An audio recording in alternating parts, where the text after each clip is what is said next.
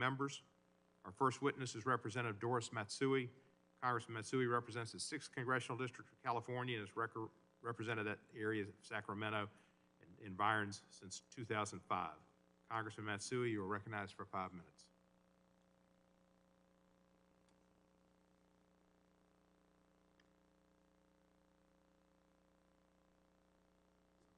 Apparently, Congressman Matsui, you're recognized for 5 minutes.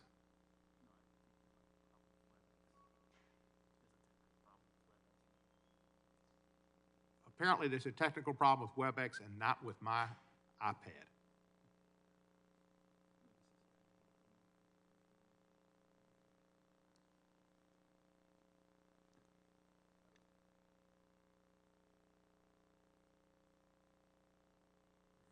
We're going to recess for as much time as it's necessary to correct this error. Technology is not perfect. Doris, can you hear me? I can hear you and I can hear Doris as well, but they went blank there from the committee. I'm trying to figure it out right now. Oh, Can you hear? Yeah, because like all of a sudden I can't hear anything. Can you hear me? I know. They went blank and then they went silent. So I've sent messages to the we're working on the committee. I'm experiencing the same thing. Okay. We can hear you. I will mute myself again then.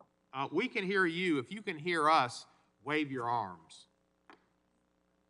They can't hear us.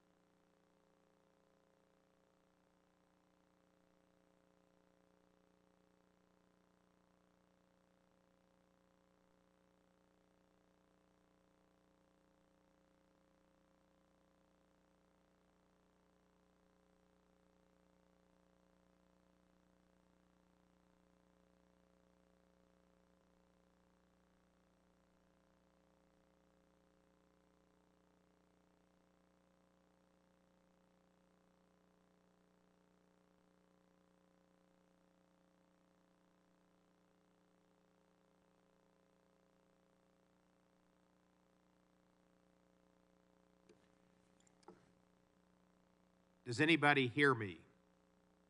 Does anybody care? This is the Chicago Transit Authority.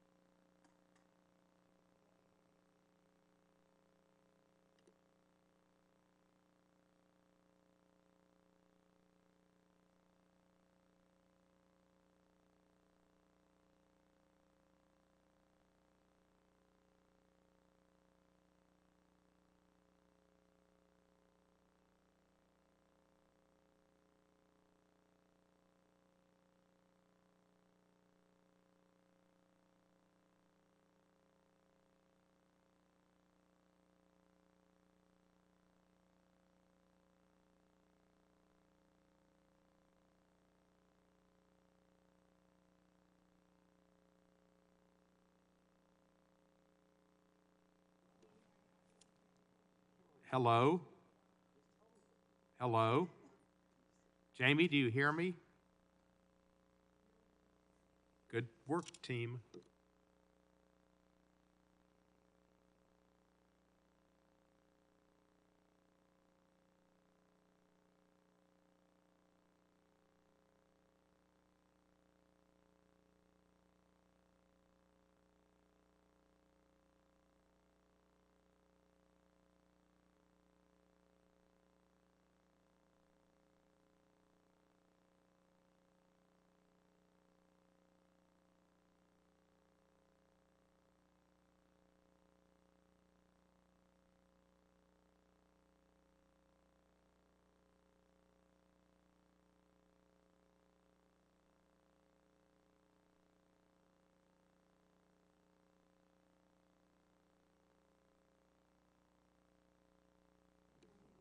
Jamie Raskin, Doris Matsui,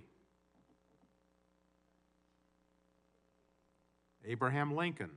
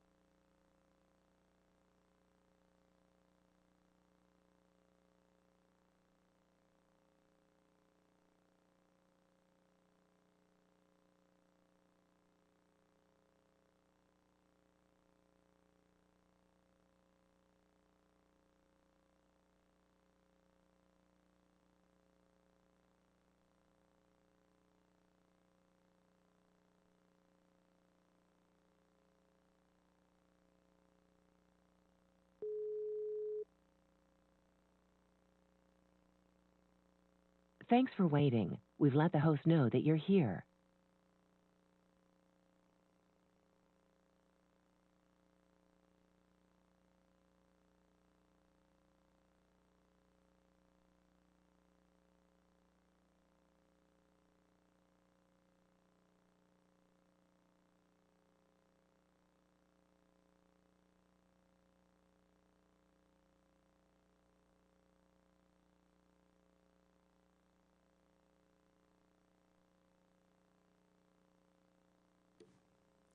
Amy Rutkin,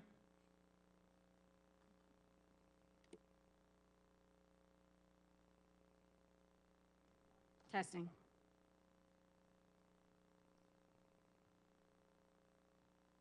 I'm gonna guess they can't hear us still.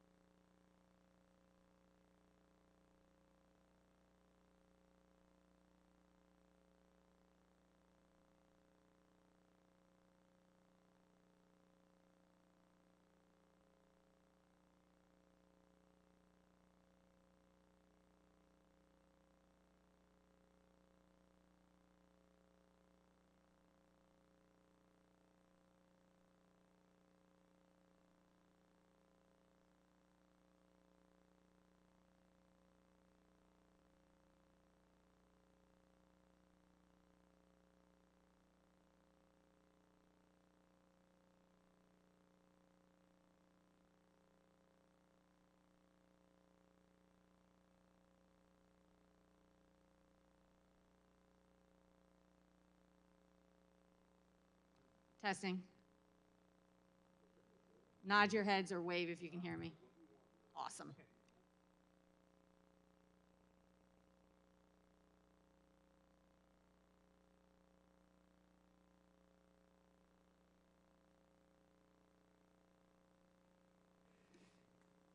the hearing will now come back to order. Now being in order, I recognize the distinguished lady from Sacramento, California, the Honorable Doris Matsui, for 5 minutes.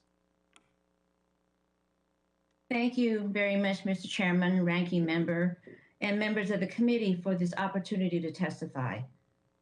I'm very proud to join this distinguished panel of our colleagues, and yet I wish it were not necessary for us to be here under such troubling circumstances to address the disturbing spike in discrimination and violence against AAPI communities across the nation. Just a couple of days ago, 8 people, 6 of whom were women of Asian descent, were shot and killed outside of Atlanta. This latest attack stands as a horrible reminder of the fear and pain felt by the AAPI community across this country. I've lived an American story. I grew up on a farm in California, went to UC Berkeley, got a great public education. I got married, settled in Sacramento with my husband.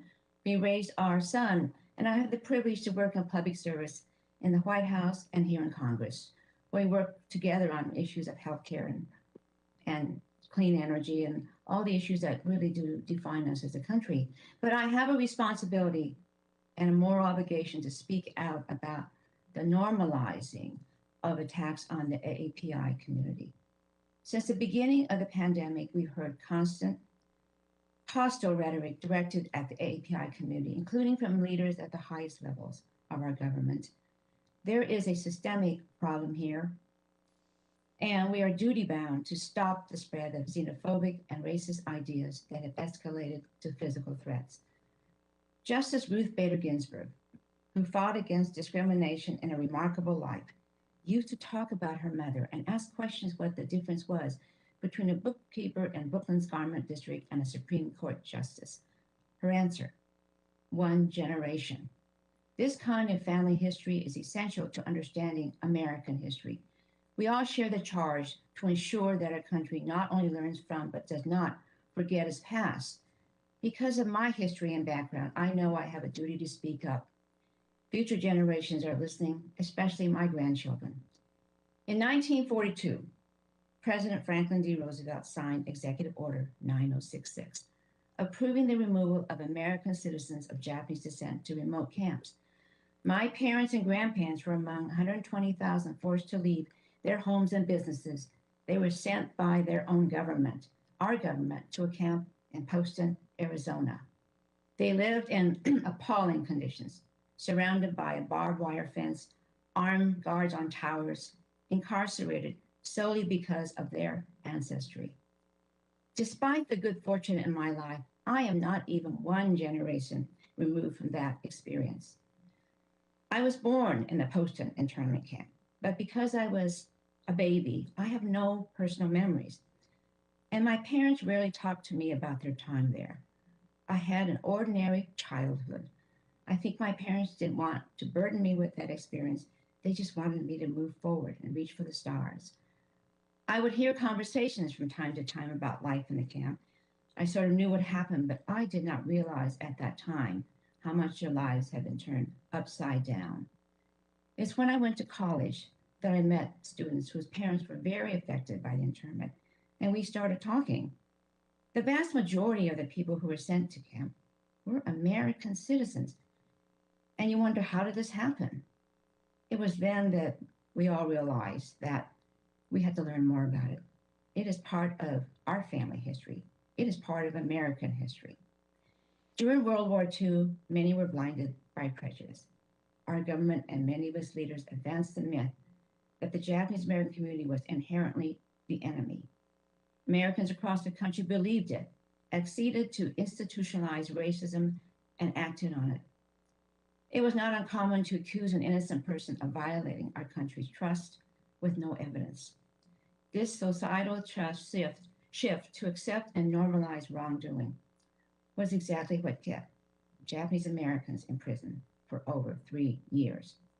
These were Americans who previously lived normal lives. They owned homes, shops, farmers, doctors, lawyers, teachers, just regular folks who were betrayed by their country because of a dangerous spiral of injustice. Last year, when I heard at the highest levels of government, those people used racist slurs like China virus to spread xenophobia and cast blame on innocent communities. It was all too familiar. Comments like these only build upon the legacy of racism anti-Asian sentiment and insensitivity that seeks to divide our nation. So yes, I was deeply shaken by the angry currents in our nation. The heated discourse at the highest levels of our government cannot be viewed in isolation from the ensuing violence in our communities. The fear of the other, whether racial, religious, or tribal, that works to suppress the better angels of our nature. We've seen the consequences when we go down this path. My family has lived through these consequences. This is what we are working to root out from the deepest place in our social conscience. After the incarceration of the Japanese American community, our country moved on for decades without coming to terms with what our government did and what many Americans turned a blind eye to. It took decades for testimonies to be heard in Congress. It took decades for lawmakers to hear our pain. My late husband, Bob Matsui, was first elected to Congress in 1978 and served on the Ways and Means Committee. He loved that work. But because of his parents' experience, the experience of the Japanese American community, he passionately believed that justice could not be denied, and therefore devoted an enormous amount of time and dedication to the passage of the Civil Liberties Act of 1988, by which the United States government apologized and paid token compensation to the Japanese Americans who had been incarcerated. Bob said on the floor debate on that legislation that he believed it was possible because this is a great and wonderful country. Today's hearing is another reminder that our country is capable of growth, that this legislative body will no longer sit in silence while our communities suffer racism and hatred. Now is the time to recommit to moving forward with a shared vision for our future based upon basic human dignity. Again, I thank the chairman and ranking member, and I yield back. Thank you. Thank you, Congressman Matsui, for that history and that testimony. Our next witness is Representative Judy Chu. Congressman Chu represents the 27th Congressional District of California, which includes Pasadena Polytechnic School and the San Gabriel Valley, in that order. She's been a member of Congress since 2009. Among other things, she's chair of the Congressional Asian Pacific American Caucus. Congressman Chu, you are recognized for 5 minutes.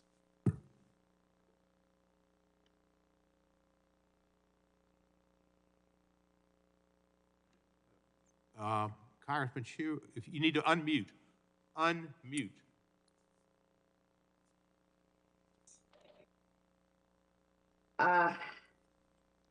Thank you so much. We hear you. Thank you, Chairman Adler, Ranking Member Jordan, Subcommittee Chairman Cohen, Ranking Member Johnson, and other distinguished members of the committee for the opportunity to testify before you today. It is with a heavy heart that we are here today, still shocked and heartbroken about the murder of 8 in Georgia, including 6 Asian American women by a gunman who targeted 3 Asian businesses, the first one being Young's Asian Massage, then driving 27 miles to 2 other Asian spas. His targets were no accident. And what we know is that this day was coming. And because of crimes like this, I, as chair of the Congressional Asian Pacific American Caucus, or CAPAC, urge the committee to undertake this hearing because the Asian American community has reached a crisis point that cannot be ignored. Since the beginning of the COVID-19 pandemic, Asian Americans have been terrified by the alarming surge in anti-Asian bigotry and violence we have witnessed across our nation. In fact, it was over 1 year ago that CAPAC first began to sound the alarm bells about the anti-Asian discrimination we were beginning to see due to misinformation and stigma that wrongly associated Asian Americans with the coronavirus. But what started out last January as dirty looks and verbal assaults has escalated to physical attacks and violence against innocent Asian Americans. And these attacks have increasingly become more deadly. Just as many Asian Americans were preparing for the Lunar New Year last month, we saw a surge in anti-Asian violence. Many of the victims have been older and vulnerable, like Visha Ratanapakdi, an 84-year-old Thai man in San Francisco, who was killed in an unprovoked assault while on his morning walk. In New York, 61-year-old Noel Quintana's face was slashed from ear to ear with a box cutter in the subway, requiring 100 stitches. In Oakland's Chinatown, a camera captured a 91-year-old man being thrown to the ground by an assailant. In my own congressional district, a Chinese American man was attacked at a bus stop in Rosemead with his own cane, causing him to lose part of his finger. This has become almost a daily tragedy and has had a chilling effect on our community. Today, we find that there have been nearly 3,800 anti-Asian hate crimes and incidents in just the year alone. They were stoked by the words of former President Donald Trump, who sought to shift blame and anger away from his own flawed response to the coronavirus. He used racial slurs like Wuhan virus, China plague, and Kung flu, despite the fact that the CDC and the World Health Organization warned not to associate the virus with a specific ethnicity, country, or geographic region due to the stigma it causes. Immediately, we in KPAC took Donald Trump on about this racist terminology. We issued statements, held press conferences, and sent letters. But our pleas and the guidance from experts were ignored. Instead, he doubled down on using these slurs, directing more hate and blame at the Asian American community. Over the past year, hostile anti-Asian COVID comments on Twitter increased by 900%, and we saw a nearly 150% surge in anti-Asian hate crimes in major US cities. And even though Donald Trump is no longer president, I believe the most recent round of anti-Asian attacks are the aftermath of 1 year of hateful attacks and 4 years of ugly comments about immigrants and people of color. That's why I'm so grateful that we have a new president, Joe Biden, who is working to stop these attacks, not incite them.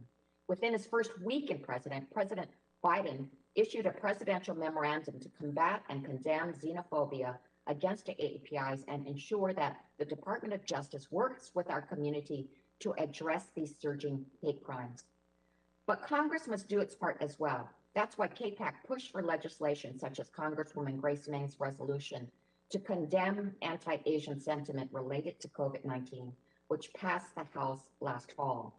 And that's why it's important to pass critical legislation like Congressmember Byers' No Hate Act and Congresswoman Meng's COVID-19 Hate Crimes Act that will help us to better track and respond to hate crimes and incidents against Asian Americans.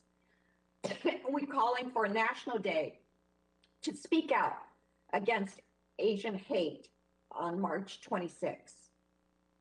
It is time that we continue to push back against xenophobia every time it rears its ugly head.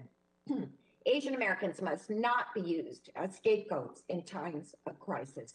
Lives are at stake, and it's critical that Congress takes bold action to address this pandemic of discrimination and hate. I yield back. Thank you, Congressman Chu. And I remember the smog in the San Gabriel Valley. Our next witness is Senator Tammy Duckworth, and after her, we'll hear from Representative Young Kim. Senator Duckworth represents the state of Illinois in the United States Senate, first elected in 2016.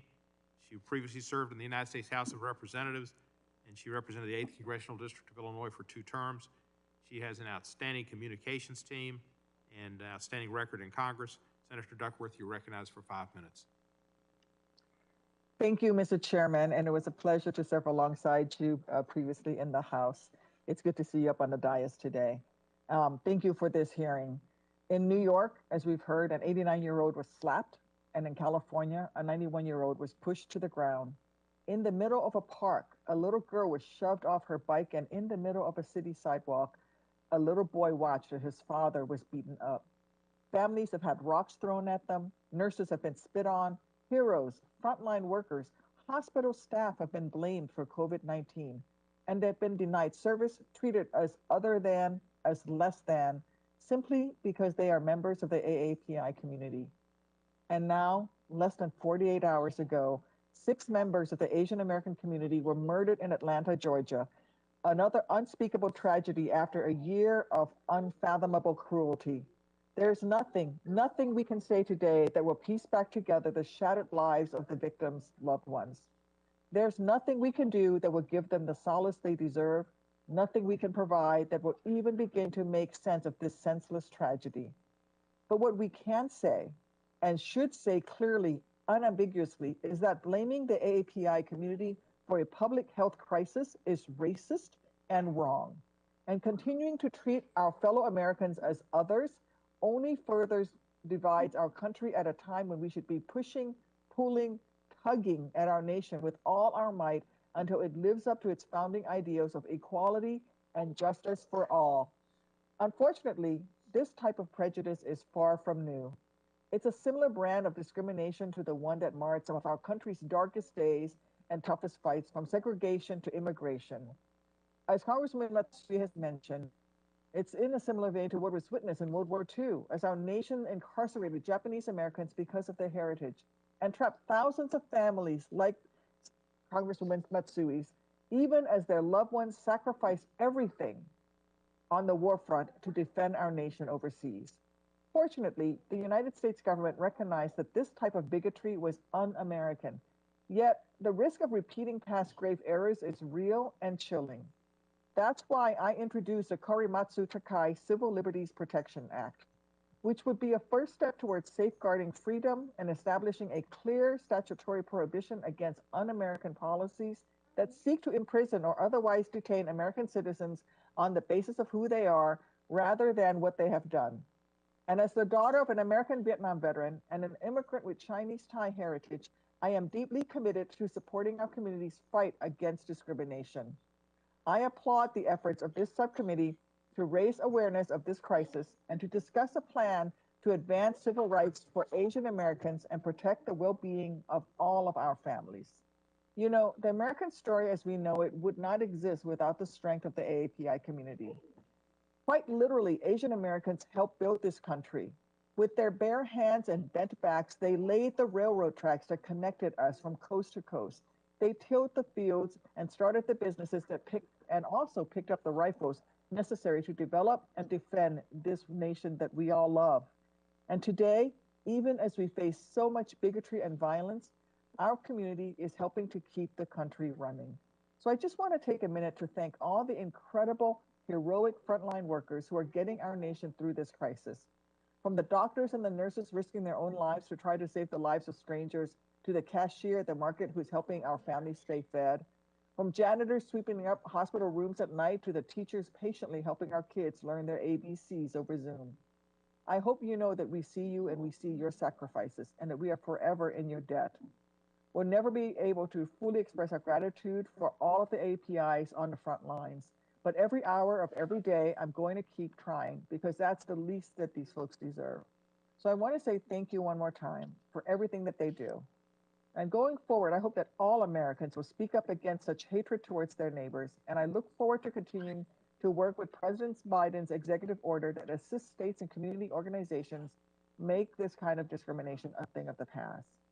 Please know that we have so much work ahead of us, and I thank this committee for holding this hearing to shed a light on this very, very serious issue that will divide our nation and make us weaker, not stronger. With that, I yield back, Mr. Chairman. Thank you. Thank you, Senator. It's nice to see you and have you back in the House again. Now we'd like to recognize a new member of the House, Representative Young Kim. Representative Kim represents the 39th Congressional District of California, which includes the northern parts of Orange County. Not sure if she's got the big A in Anaheim, the ballpark, or the Disney World, or the Knott's Berry Farm, or those places, but they're all out there. First elected in 2020. You're recognized for 5 minutes, please. Thank you, Chairman and Ranking Member and the members of the committee for holding this hearing today on a very important topic that has been prevalent in our national conversation, but one that is very, very personal to me as an Asian American. I represent California's 39th Congressional District. This is one of the most diverse districts in the country, and it's also a home to a vibrant Asian American community.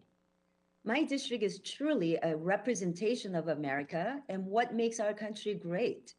Asian Americans have and continue to make countless contributions to communities across the country, and right here in the halls of Congress.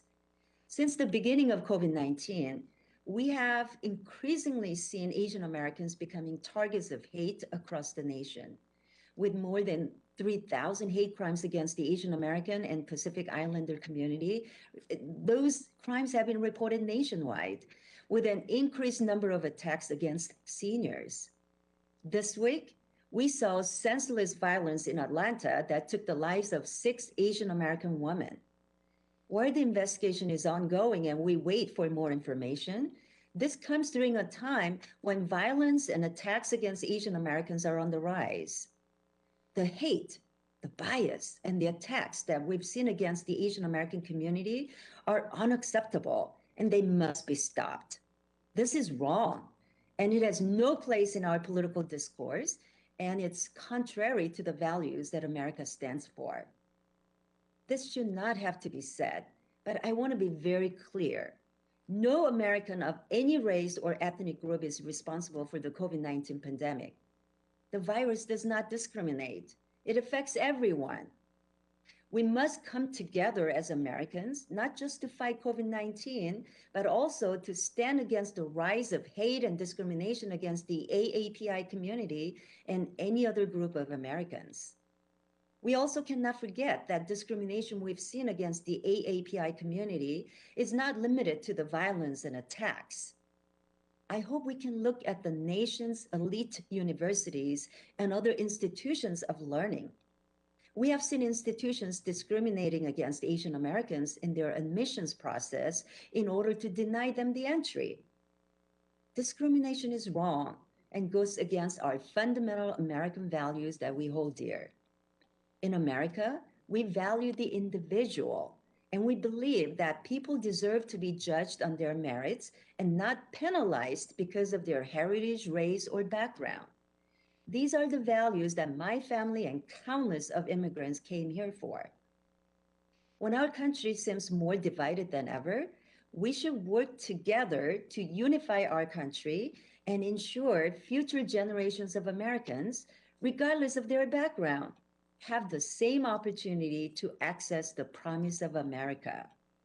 No matter our race or background, we are all Americans. Asian Americans are Americans. As an Asian American and a member of Congress, I feel a duty to speak out. So I stand with the AAPI community today and always. So I want to thank you for allowing me to speak on this very, very important issue. And I yield back the balance of my time. Thank you. Thank you, Congressman Kim. Our next witness is Representative Michelle Park Steele. Congressman Steele represents the 48th Congressional District in California, which includes other portions of Orange County. She was first elected in 2020. Congressman Steele, you're recognized for 5 minutes. Chairman Steve Cohen and Ranking Member Chip Roy, thank you for holding this important conversation today. It has been heartbreaking to see the rise in anti-Asian American hate and harassment over the last year. As we will hear today from our witnesses, and we've been hearing from our witnesses, hate against the Asian American community is not new. According to Sean Wu, a former federal prosecutor, violence against Asian Americans have been under-scrutinized, under-prosecuted, and often condoned. This is a long, sad history of intolerance and hate directed at our community. And in the last year, almost 4,000 incidents of verbal harassment, physical assault, and discrimination have been reported. California is at the top of the list with 44% of all incidents reported happening in my home state. New York is second on the list, making up 13% of all the incidents reported. 68% of these incidents and crimes were targeted towards Asian American women. This has to stop. When I was chair of the Orange County Board of Supervisors, I introduced a resolution that called for tolerance and compassion towards all residents and condemned discrimination against the AAPI community. I was proud this year to introduce a similar resolution in Congress with other Orange County Congresswoman Katie Porter. That's because combating hate is not a partisan issue. We can all agree that violence against any community should never be tolerated. As a first-generation Korean American who is now serving her community in the halls of Congress, this is my American dream. I want future generations of Americans to know they can achieve anything in this great country. That's why I also like to use some of my time today to talk about the discrimination that the AAPI community is experiencing in our nation's education system.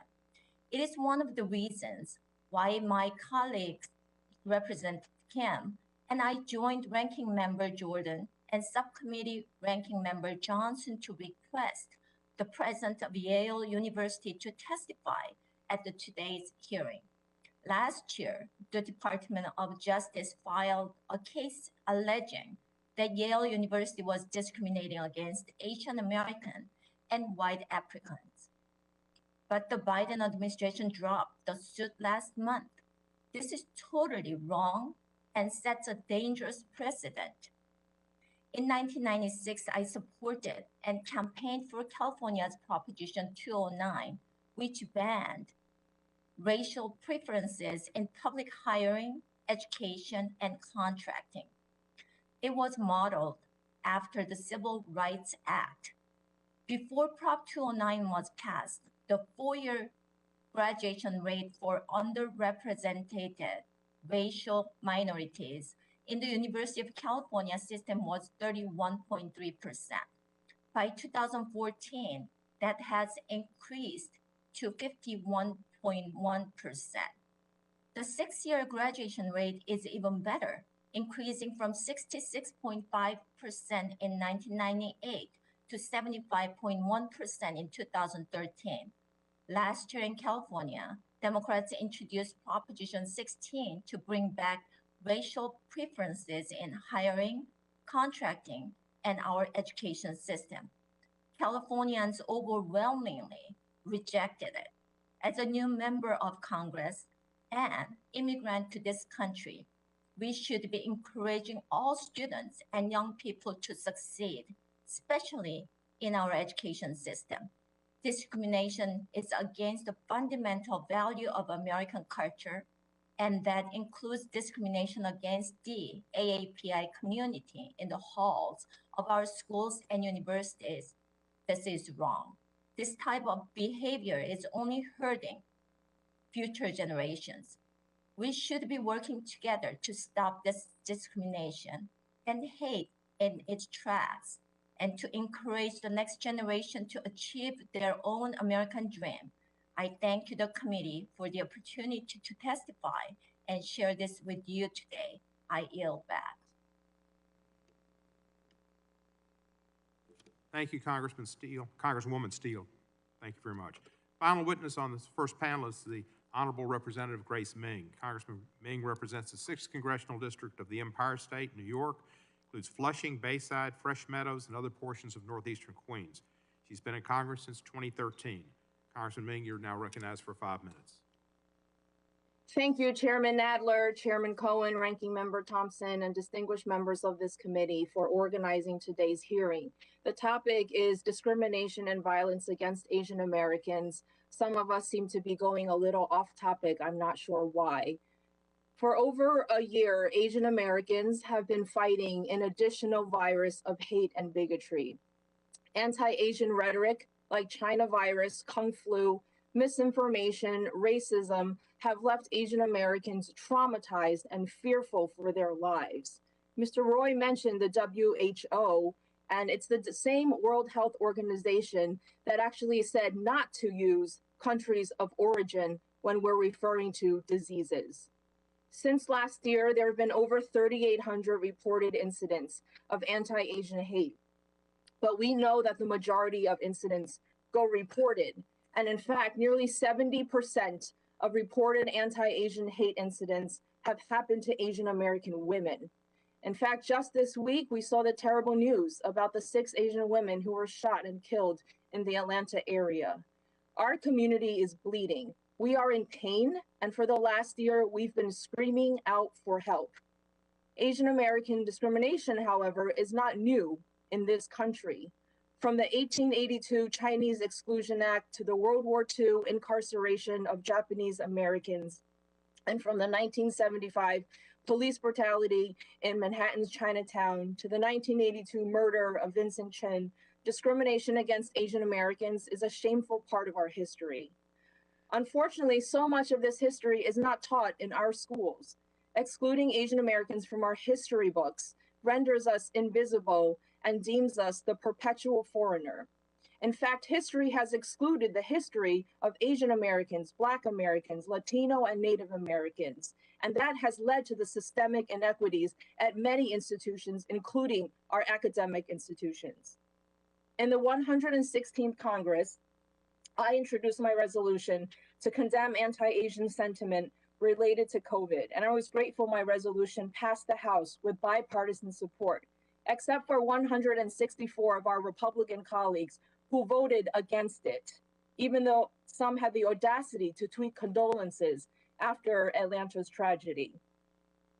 I'm glad to hear about my colleague, Representative Steele's resolution, and I hope that she has better luck getting her party to support the resolution. During this last year, it became painfully apparent that we need a comprehensive effort from our local communities to the federal level. That's why I support bills like the No Hate Act, and that's why Senator Hirono and I introduced the COVID-19 Hate Crimes Act, which would assign a point person at the Department of Justice to quickly review hate crimes and to make it easier for people to report these incidents. My bill also builds on President Biden's presidential memorandum by directing relevant federal agencies to work with community-based organizations to find ways to talk about the virus in a way that is not racist. I urge my colleagues on this committee for swift consideration of these bills. We cannot turn a blind eye to people living in fear. I want to go back to something that Mr. Roy said earlier. Your president and your party and your colleagues can talk about issues with any other country that you want, but you don't have to do it by putting a bullseye on the back of Asian Americans across this country, on our grandparents, on our kids. This hearing was to address the hurt and pain of our community and to find solutions, and we will not let you take our voice away from us. Thank you. I yield back. Congressman Ming, thank you very much. You're correct about the genesis of this hearing. Now we will go to our second panel.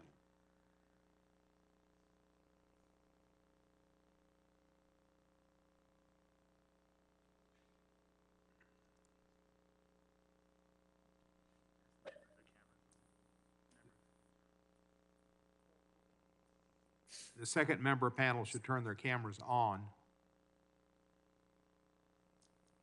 There we go. I think we're coming along there.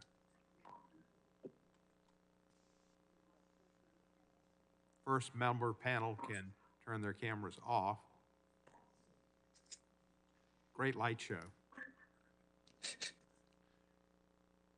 I guess we're ready. We're going to be ready. We're now on our second panel, and our first witness is Mr. John Yang. Mr. Yang is President and Executive Director of Asian Americans Advancing Justice, the AAJC, which seeks to advance the civil and human rights of Asian Americans and to build and promote a fair and equitable society for all through policy, advocacy, education, and litigation. He received a JD from George Washington University School of Law and his BA from Washington University in St. Louis. Mr. Yang, you are recognized for 5 minutes. Thank you very much. Thank you very much, Chairman Cohen. Thank you to the Ranking Member Johnson and the other members of the committee. Really appreciate the opportunity to testify before all of you today. And I really appreciate the powerful words from Representative Mang and the other KPEC members as to why we are here today. When I agreed to testify at this hearing, no one could have imagined that this would come 2 days after the horrific shooting in Atlanta, Georgia.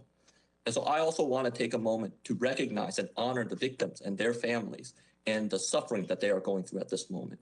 And to remember that we must center ourselves in the Atlanta community and all the local communities that have been affected during this past year with respect to the anti-Asian violence.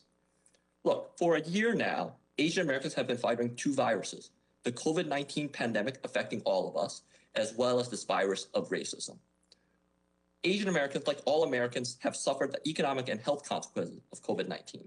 But at the same time, Asian Americans have been at the front lines as essential workers in grocery stores, in delivery trucks, in custodial services, as well as in health professions. Unfortunately, Asian Americans have also been fighting the second virus, this virus of racism.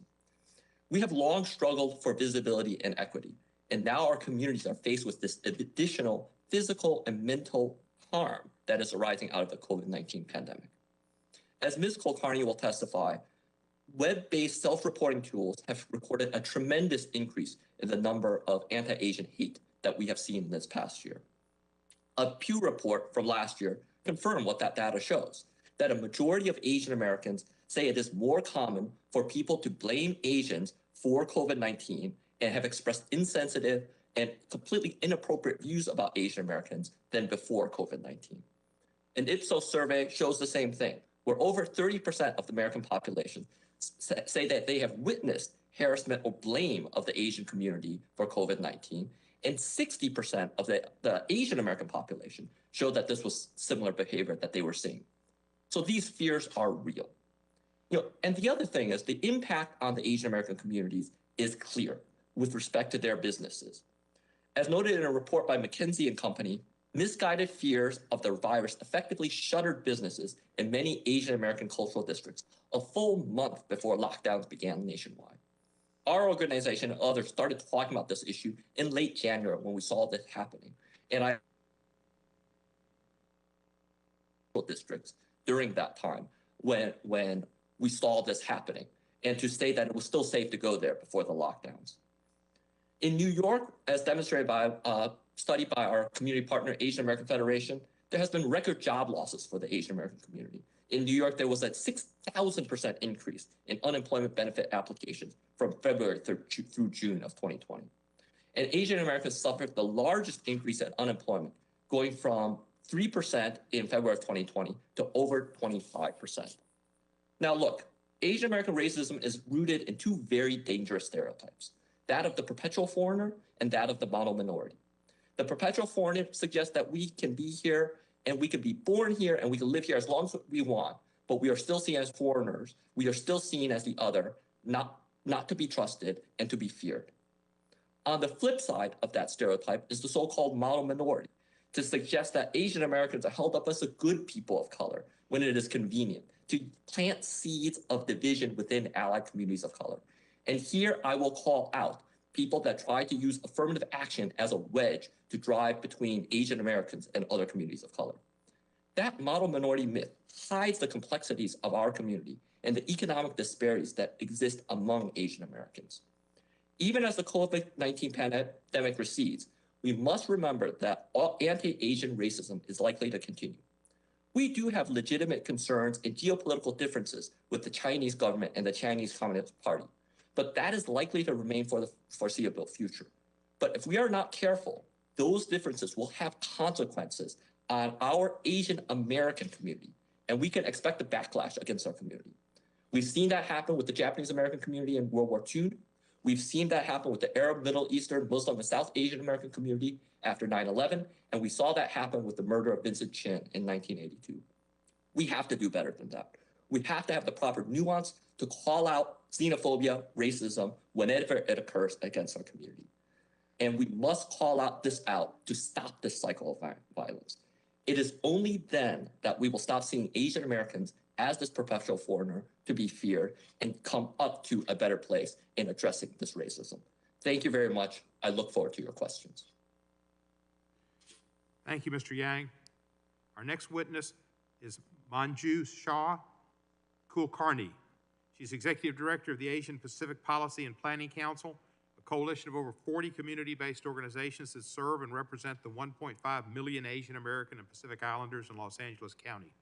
She's also a co-founder of Stop AAPI Hate, an online self-reporting and tracking tool launched on March 19, 2020, in response to a sharp rise in anti-Asian xenophobia and bigotry resulting from the references to the COVID-19 pandemic's provenance.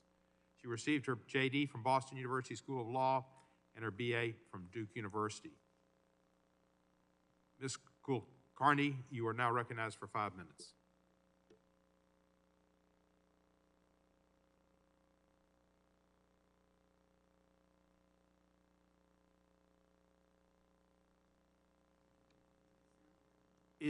Ms. Kulkarni, did you hear me? You're recognized for 5 minutes. You may need to unmute. Did we lose sound again? Can anybody hear me?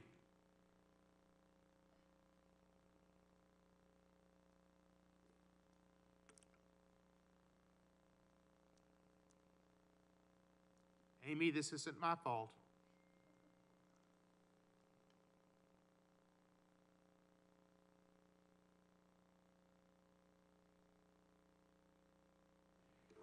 We will have a 5-minute recess and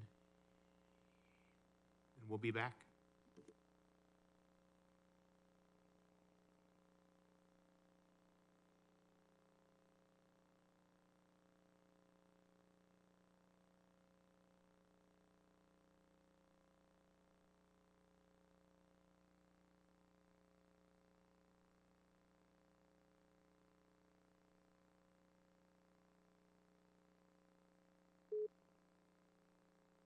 Thanks for waiting. We've let the host know that you're here.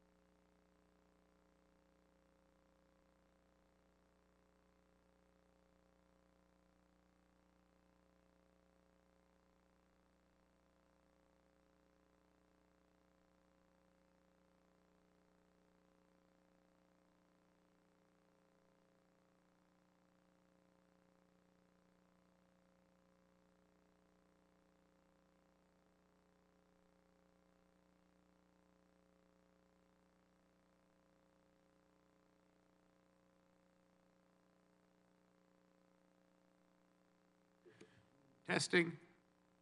Testing. This is John Yang. I can hear you. Great, we're back, we're back.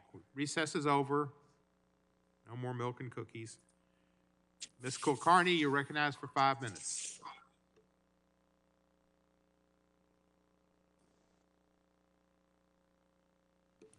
Unmute. Unmute. Thank you, Chairman, Ranking Member, and distinguished members of the subcommittee for the opportunity to testify before you today. Go back to Wuhan and take the virus with you. You are the reason for the coronavirus. Damn, another Asian riding with me. Hope you don't have COVID. These are but a few examples of what Asian Americans have experienced over the course of the last year, alongside with refusal of service, workplace discrimination, and sadly now homicide. For that reason, on March 19, 2020, my organization, Asian Pacific Policy and Planning Council, in conjunction with Chinese for Affirmative Action and San Francisco State University's Asian American Studies Department, launched Stop AAPI Hate. In the past 11 months, we have received almost 3,800 self-reported incidents of bias and discrimination from all 50 states and the District of Columbia, making Stop AAPI Hate the nation's leading aggregator of Asian American hate. From our analysis, the following trends have emerged. 68% of incidents involve verbal harassment, 20% involve avoidance or shunning, 11% physical assault, and 9% civil rights violations, including refusal of service, vandalism, workplace discrimination, and discrimination in housing. The vast majority do not involve a hate crime. Businesses, including grocery stores, pharmacies, and big box retail, are the primary site of discrimination. This is followed by public streets and public parks. The fact that so many incidents take place at businesses is especially concerning, given that retail venues sell goods necessary for daily living, essential during a pandemic. Given that 35% of incidents occur in public spaces is also worrisome. These figures give credence to the anxiety felt by APIs that purchasing food, refilling prescriptions, or simply going on a walk might leave them vulnerable to being attacked. Our data indicates that especially vulnerable populations, including women, youth, and seniors, have reported experiencing anti-Asian hate incidents at significant rates. As has been noted, 68% of incident reports come from women. This is perhaps to be expected given the lessons learned from the Me Too movement and a survey of Stop Street Harassment, which found that 81% of women experience street harassment in their daily lives. While Chinese Americans have often been the explicit target of perpetrators, they make up only 42% of individuals who reported to our site. 15% identify as Korean Americans, 9% as Vietnamese, and 8% as Filipino American. We have also received reports from South Asian Americans as well as Pacific Islanders and others, evidencing the fact that Asian Americans across ethnicities are experiencing hate and racism today with our Pacific Islander sisters and brothers. Sadly, the 3,800 reported to Stop AAPI hate represent only a fraction of what has happened in this country. The widespread nature of anti-Asian hate is confirmed by a study by the Pew Research Center released last July that found that 3 in 10 Asian Americans experience racist jokes and slurs. Similarly, a poll by the Center for Public Integrity found that 60% of Asian Americans have witnessed someone blaming our community for COVID-19. Before I close, I want to acknowledge the tremendous mobilization done by Asian American groups in Georgia in response to the violence there and read a portion of their statement. During this time of broader crisis and trauma in our Asian American communities, we must be guided by a compass of community care that prioritizes assessing and addressing our community's immediate needs, including in-language support for mental health, legal, employment, and immigration services. We must stand firm in decrying misogyny, systemic violence, and white supremacy. In addition to sharing our data and the statement from Georgia advocates, I want to share the fact that we have been developing resources for community members who experience incidents of hate and providing direct assistance through local networks. We are also closely working with local, state, and federal policymakers to address the hate incidents that have occurred and seek to prevent additional incidents from taking place in the future. Thank you for the opportunity to testify, and I look forward to taking any questions. Thank you very much, and you were perfect on the 5 minutes. Our next witness is Erica Lee. She's a Regents Professor of History and Asian American Studies and the Director of the Immigration History Research Center at the University of Minnesota. She's the author of 4 award-winning books, including America for Americans, A History of Xenophobia in the United States, which won the 2020 American Book Award and the 2020 Asian Pacific American Award for Literature. Professor Lee received her MA and PhD in History from the University of California, Berkeley, and her BA from Tufts University. Professor Lee, you're now recognized for 5 minutes. Thank you so much, Chairman Cohen and members of the committee. I'm so honored to join you. I also want to thank all of the congressional staffers who have helped to make this hearing possible. As we've just heard from my fellow witnesses, anti-Asian racism and violence has risen alarmingly. As shocking as these incidents are, it is so vital to understand that they are not random acts perpetrated by deranged individuals. They are an expression of our country's long history of systemic racism targeting Asian Americans and Pacific Islanders. We've heard in the past 24 hours many describe anti-Asian discrimination and racial violence as un-American. Unfortunately, it is very American. This history, this American history, is over 150 years old. Let me share just a few examples. In 1871, 17 Chinese were lynched by a mob of 500 in Los Angeles. This was the largest mass lynching in US history. In 1886, a mob of 1,500 forced out all of Seattle's Chinese residents. In the early 20th century, South Asians were expelled from cities, and Filipino Americans and Japanese Americans were attacked. Most recently, in 1982, Vincent Chin, a Chinese American, was beaten to death in Detroit because his attackers thought he was Japanese and blamed him for the economic decline in the auto industry. Throughout the 1980s, attacks on Korean shopkeepers and Southeast Asian refugees were widespread. After 9/11, hate crimes targeting Muslim, Middle Eastern, and South Asian Americans increased by 1,600%. As these incidents reveal, Asian Americans have been terrorized. We've been treated as enemies. We've been discriminated against. Today, we are still viewed as foreigners rather than US citizens. The government of this country has not just ignored this problem, it has been part of the problem. Throughout much of our history, Congress and other elected officials have promoted and legalized anti-Asian racism through its laws and its actions. In 1875, Congress passed the so-called Page Act, which effectively barred the entry of Chinese women because lawmakers believed that all Chinese women were prostitutes. In 1882, Congress passed the Chinese Exclusion Act, the first federal law singling out an entire group for immigration exclusion based on race. By the 1930s, all other Asian groups, Japanese, Korean, South Asians, and Filipinos, were also barred from the US and prevented from becoming naturalized citizens. Asian immigration did not fully open up again until 1965. In 1942, President Roosevelt signed an executive order that allowed for the incarceration of 120,000 Japanese Americans as prisoners without trial. And I want to thank Representative Matsui so much for sharing her own family's history so that we never forget the real consequences of racism. For many years after 9/11, not just right after the terrorist attacks, but for many years after, South Asian Americans faced systemic racism in the form of profiling by government agencies. During this past year, some of our highest elected officials deliberately and consistently used racist language tying COVID-19 to Asians.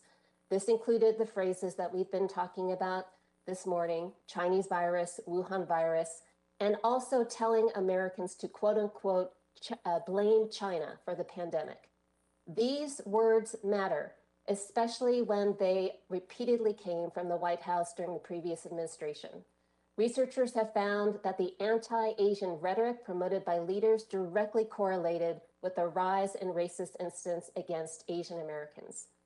This history of racism is not taught in our schools. Instead, many Americans believe the deceptive model minority stereotype, portraying Asian Americans only as success stories. Proving that AAPIs do indeed experience structural racism and institutionalized discrimination remains a persistent challenge. The last time, and seemingly the only other time in our country's history that Congress has held hearings on anti-Asian racism was 34 years ago before this committee. Over 20 million in number, Asian Americans are now the fastest growing racial group in the United States. We are your constituents, but we are in crisis from the multiple and disproportionate effects of the pandemic on our diverse AAPI communities. US citizens are being told to go back to their own countries. Nurses and doctors on the front lines are subjected to racist tirades. As we've seen in Atlanta, Asian-owned businesses and workers are being attacked, and all of this violence especially targets women. Like all Americans, AAPIs are struggling with the public health crisis and the shuttered economy. That we also have to worry about being attacked or harassed in our own neighborhoods makes our pandemic experience even more difficult. Congress needs to act definitively and immediately to address the enduring problem of anti-Asian racism in the US. The acts facing AAPIs today are a systemic national tragedy. They will not simply go away after the pandemic. We call upon our leaders to condemn racism in all of its forms, invest in AAPI communities, and support individuals who have experienced race-based violence. We cannot afford to wait another 34 years for Congress to act. Thank you very much. Thank you, Professor Lee. Our next witness is Charles Lehman. Mr. Lehman is a fellow with the Manhattan Institute, working primarily on the Policing and Public Safety Initiative. He is also contributing editor of City Journal. Mr. Lehman receives his BA from Yale University. Mr. Lehman, you're recognized for 5 minutes. Thank you to the committee for the invitation to speak today about the important issue of rising crime against Asian Americans. Many of our fellow citizens now fear for their safety in their own neighborhoods. I am glad this matter has not escaped Congress's attention, particularly in light of Tuesday's awful shooting outside of Atlanta. I am speaking today as a researcher focused on crime, and it is in that capacity that I want to offer 2 points. The first is that, while some of these offenses were doubtless motivated by bias, you should be cautious when interpreting the broader trend solely as a spike in hate crimes. The second, relatedly, is that these crimes should be understood as part of a larger surge in violence. As you're aware, crime is rising in several Asian American communities, particularly in the Greater Bay Area and New York City. There have been reports of assaults, daylight robberies, and general mayhem targeting Asian citizens, especially the elderly. Many have identified these offenses as hate crimes, linking them to bigoted sentiments inspired by the coronavirus pandemic. The FBI, which tracks such offenses, defines a hate crime as one motivated by an offender's, quote, bias against a race, religion, disability, sexual orientation, ethnicity, gender, or gender identity. Last spring saw a spike in hate crimes against Asian Americans as major cities experienced a 150% increase over 2019. This was doubtless driven by rhetoric blaming Asians for the coronavirus crisis. In the latest wave, some offenses are plainly bias motivated, like the attack in Seattle, which assailant Samuel Green told Kathy Yeager, quote, Asians need to be put in your place, as he shoved her to the ground. But not all of the recent cases are so clear-cut. The reason for Tuesday's horrific shootings in Atlanta remains unclear, but police suspect it was not racially motivated. Law enforcement in both New York and Northern California are reportedly not investigating many of the high-profile offenses as hate crimes. Other factors are likely at play. Consider Yahya Muslim, arrested for shoving 3 Asian adults, including a 91-year-old, in Oakland's Chinatown. Muslim, who is homeless, has a history of mental illness, which his defense counsel blames for the attack. Counsel for Antoine Watson, who allegedly shoved and killed 84-year-old Wichar Ratanapakdi in San Francisco, has also appealed to the teenager's mental health, rejecting charges of bias. Other cases start to look different given context. Filipino New Yorker Noel Quintana was a victim of a subway knife attack that some have called racially motivated. But several other non-Asian victims have also recently been slashed on the MTA, part of rising transit crime, which swept up Quintana. My purpose in making these points is not to deny the role bias has played in some offenses, or to downplay the seriousness of anti-Asian bigotry. I want to condemn, in no uncertain terms, hate crimes of all sorts. They are a particularly vicious species of offense, motivated by special animus and deserving of special denunciation.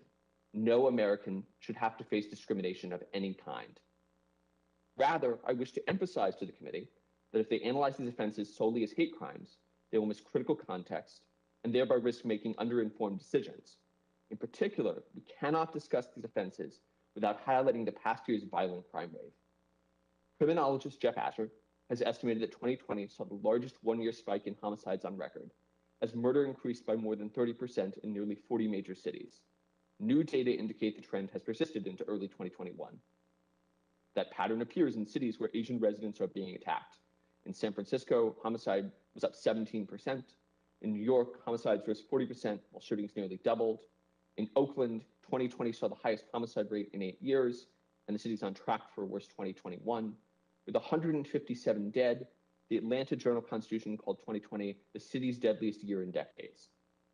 That violence is a product of free-roaming criminals.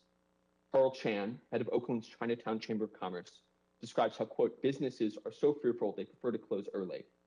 We also have many juveniles driving around Chinatown and carrying guns, so they're also hurting people before they're being robbed. This is a description not of hate crimes, but of out-and-out lawlessness. This behavior seems obviously tied to recent political hostility to the police. many cities have yielded to activist demands that they slash police budgets and cut public safety services. Bigotry may have played a role in these offenses, but changing the hearts and minds of bigots is far harder from a policymaker's perspective than preventing bigotry-driven crimes. If anything is to blame for the terror now plaguing Asian Americans, it is public officials' dereliction of their duty to preserve public safety. I urge the members of the committee to advocate a restoration of public safety by pushing back on anti-police rhetoric and by supporting more federal funding for police. This is the best way to ensure that Asian Americans and all Americans can again walk the streets free from the fear of violent crime. Thank you, and I look forward to taking your questions. Thank you, Mr. Lehman. Our next witness is with us here in person. That's a nice exception. Nice for you to be here. Mr. Winkong Fa. Mr. Fa is an attorney with the Pacific Legal Foundation, litigating cases focused on free speech and equality before the law. He receives his JD from the University of Michigan, not in the NCAA tournament, I think. Maybe they are, I don't know. And a master's, they are in the tournament, aren't they? Yeah, and a master's degree in political philosophy from the London School of Economics and a BA from the University of Texas, Dallas. Mr. Fa, you're recognized for 5 minutes, sir. Chairman, Ranking Member, thank you for inviting me to testify today. Before I begin, I want to say that I'm saddened by the violence committed in Georgia on Tuesday. I express my heartfelt condolences to the families of the victims. I never could have imagined being here today when I boarded a flight from Beijing to San Francisco 25 years ago. I knew 2 words of English when I got to America: banana, which I likely learned on the plane, and goodbye, which my grandmother taught me in Beijing as she dropped me off at the bus stop every Sunday. Since then, I became the first person in my family to receive a law degree, and I won the first case I litigated before the Supreme Court in June 2018. A few hours after I got the decision in the Supreme Court case, I went to take a citizenship test in front of an immigration officer, and I laughed when he asked me how many justices there were on the Supreme Court. I have since become a proud citizen of the United States. I am here today to say that racial discrimination is wrong, but when it comes to Asian Americans in education, far too many in our government condone discrimination. This is something I've experienced firsthand as an attorney with the Pacific Legal Foundation, where my colleagues and I represent Asian American families who have felt the sting of government-sanctioned discrimination. These families seek to vindicate the principle of equality before the law, which requires government to treat people as individuals and forbids government from treating us differently on the basis of government-sanctioned stereotypes. Last week, Pacific Legal Foundation filed a case challenging Fairfax County's discriminatory changes to its admissions policy for Thomas Jefferson High School, or TJ as it is more commonly known. We represent a coalition of parents, including Dr. Chen, a Chinese immigrant who is now a chemistry professor. His eldest daughter attends TJ, but her younger sister might not get that chance. That's because the county replaced an objective test with a so-called holistic process designed to racially balance the student body at the expense of Asian American students. The changes at TJ were made against the backdrop of unfounded racial stereotypes. One school board member referred to the culture at TJ as toxic. A Virginia state delegate accused Asian Americans of being dishonest in getting their children admitted and made the baseless claim that the parents had no intention of staying in America. We're pursuing a similar case in Montgomery County, where efforts to racially balance the magnet middle schools have drastically reduced the number of Asian American students. In yet another case, I represent Asian American families in New York. My clients include Asian American immigrants who want the opportunity for their children to earn their way into public schools like Stuyvesant, Bronx Science, and Brooklyn Tech. But Mayor de Blasio stated that the majority Asian compositions of those schools was a, quote, monumental injustice, and changed the admissions policy to make it harder for low-income Asian American students to get into those schools. Pacific Legal Foundation has also filed a friend of the court brief in Students for Fair Admissions versus Harvard, a case using Harvard's explicit use of race in a way that decreases Asian American enrollment. This too has led to pernicious stereotypes, including college guidebooks telling Asian American students to refrain from saying that they aspire to pursue a career in medicine or major in math or science. Apparently, those interests are too Asian. This is America. Government should not condone discrimination, and it must not actively engage in it. The subcommittee should continue to explore ways in which official government policy has discriminated against Asian Americans and continue to work with Pacific Legal Foundation and others to end this racial discrimination. Thank you. Thank you for your testimony. Thank you for appearing in person, and thank you for keeping your mask up. That's appreciated by all on the committee. Our next witness is Mr. Daniel Day Kim. Mr. Kim is an actor and producer. He's best known for his role as Jin-Soo Kwon on the TV series Lost, for which he shared a 2006 Screen Actors Guild Award for Best Ensemble. He also portrayed Chin-Ho Kelly on the series Hawaii Five-0 for 7 seasons. Last month, together with actor Daniel Wu, he offered a $25,000 reward for information regarding a January 31 assault of a 91-year-old man in Oakland's Chinatown, following 2 similar incidents targeting elderly Asian residents.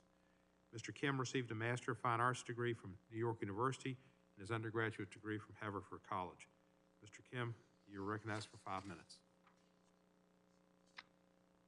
Thank you, Chairman Cohen and Ranking Member Roy and the members of the Judiciary Committee. I'm both honored and dismayed to be back in front of you again. Some of you may remember that I was with you just this past September discussing the importance of diversity in American media. You may recall that the reason I was moved to speak then was because the House had just recently passed H.R. 908, condemning all forms of anti-Asian sentiment. But I was disheartened to find that for a bill that required no money or resources, just a simple condemnation of acts of hate against people of Asian descent, 164 members of Congress, all Republican, voted against it. And now here I am again, because as every witness in this hearing has pointed out, the situation has gotten worse, much worse. Vicha Ratanapakdi, murdered. Pak Ho, murdered. Noel Quintana, face slashed with a blade from ear to ear. An 89-year-old woman set on fire. Tadataka Ono, a professional jazz pianist, beaten so badly he can no longer play piano. And now 7 Asian people shot dead in Georgia 2 days ago, 6 of whom were women.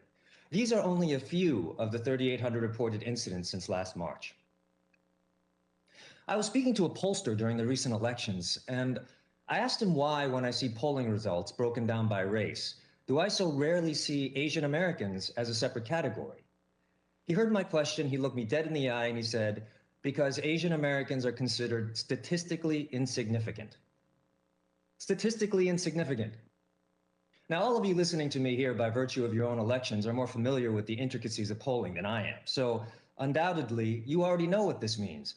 Statistically insignificant literally means we don't matter. We as Asian Americans have come to this country because we believe in the American dream. Many of us have succeeded, and some of us are even the frontline healthcare workers upon whom we've all come to depend during this terrible pandemic. But many of us are struggling too.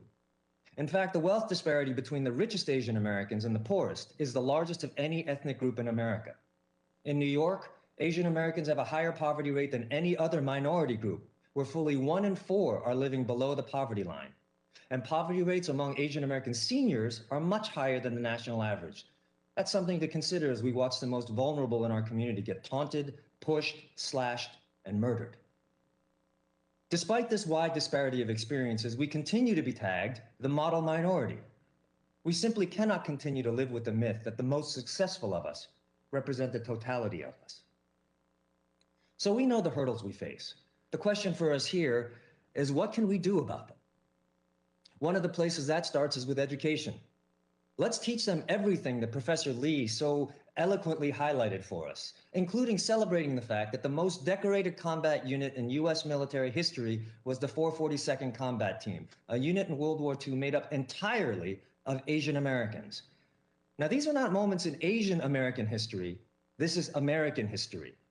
When we are erased from our history books, we are made invisible. And the result, to quote Congresswoman Meng, is that we are perpetually made to feel like foreigners in our own country. Include our stories because they matter.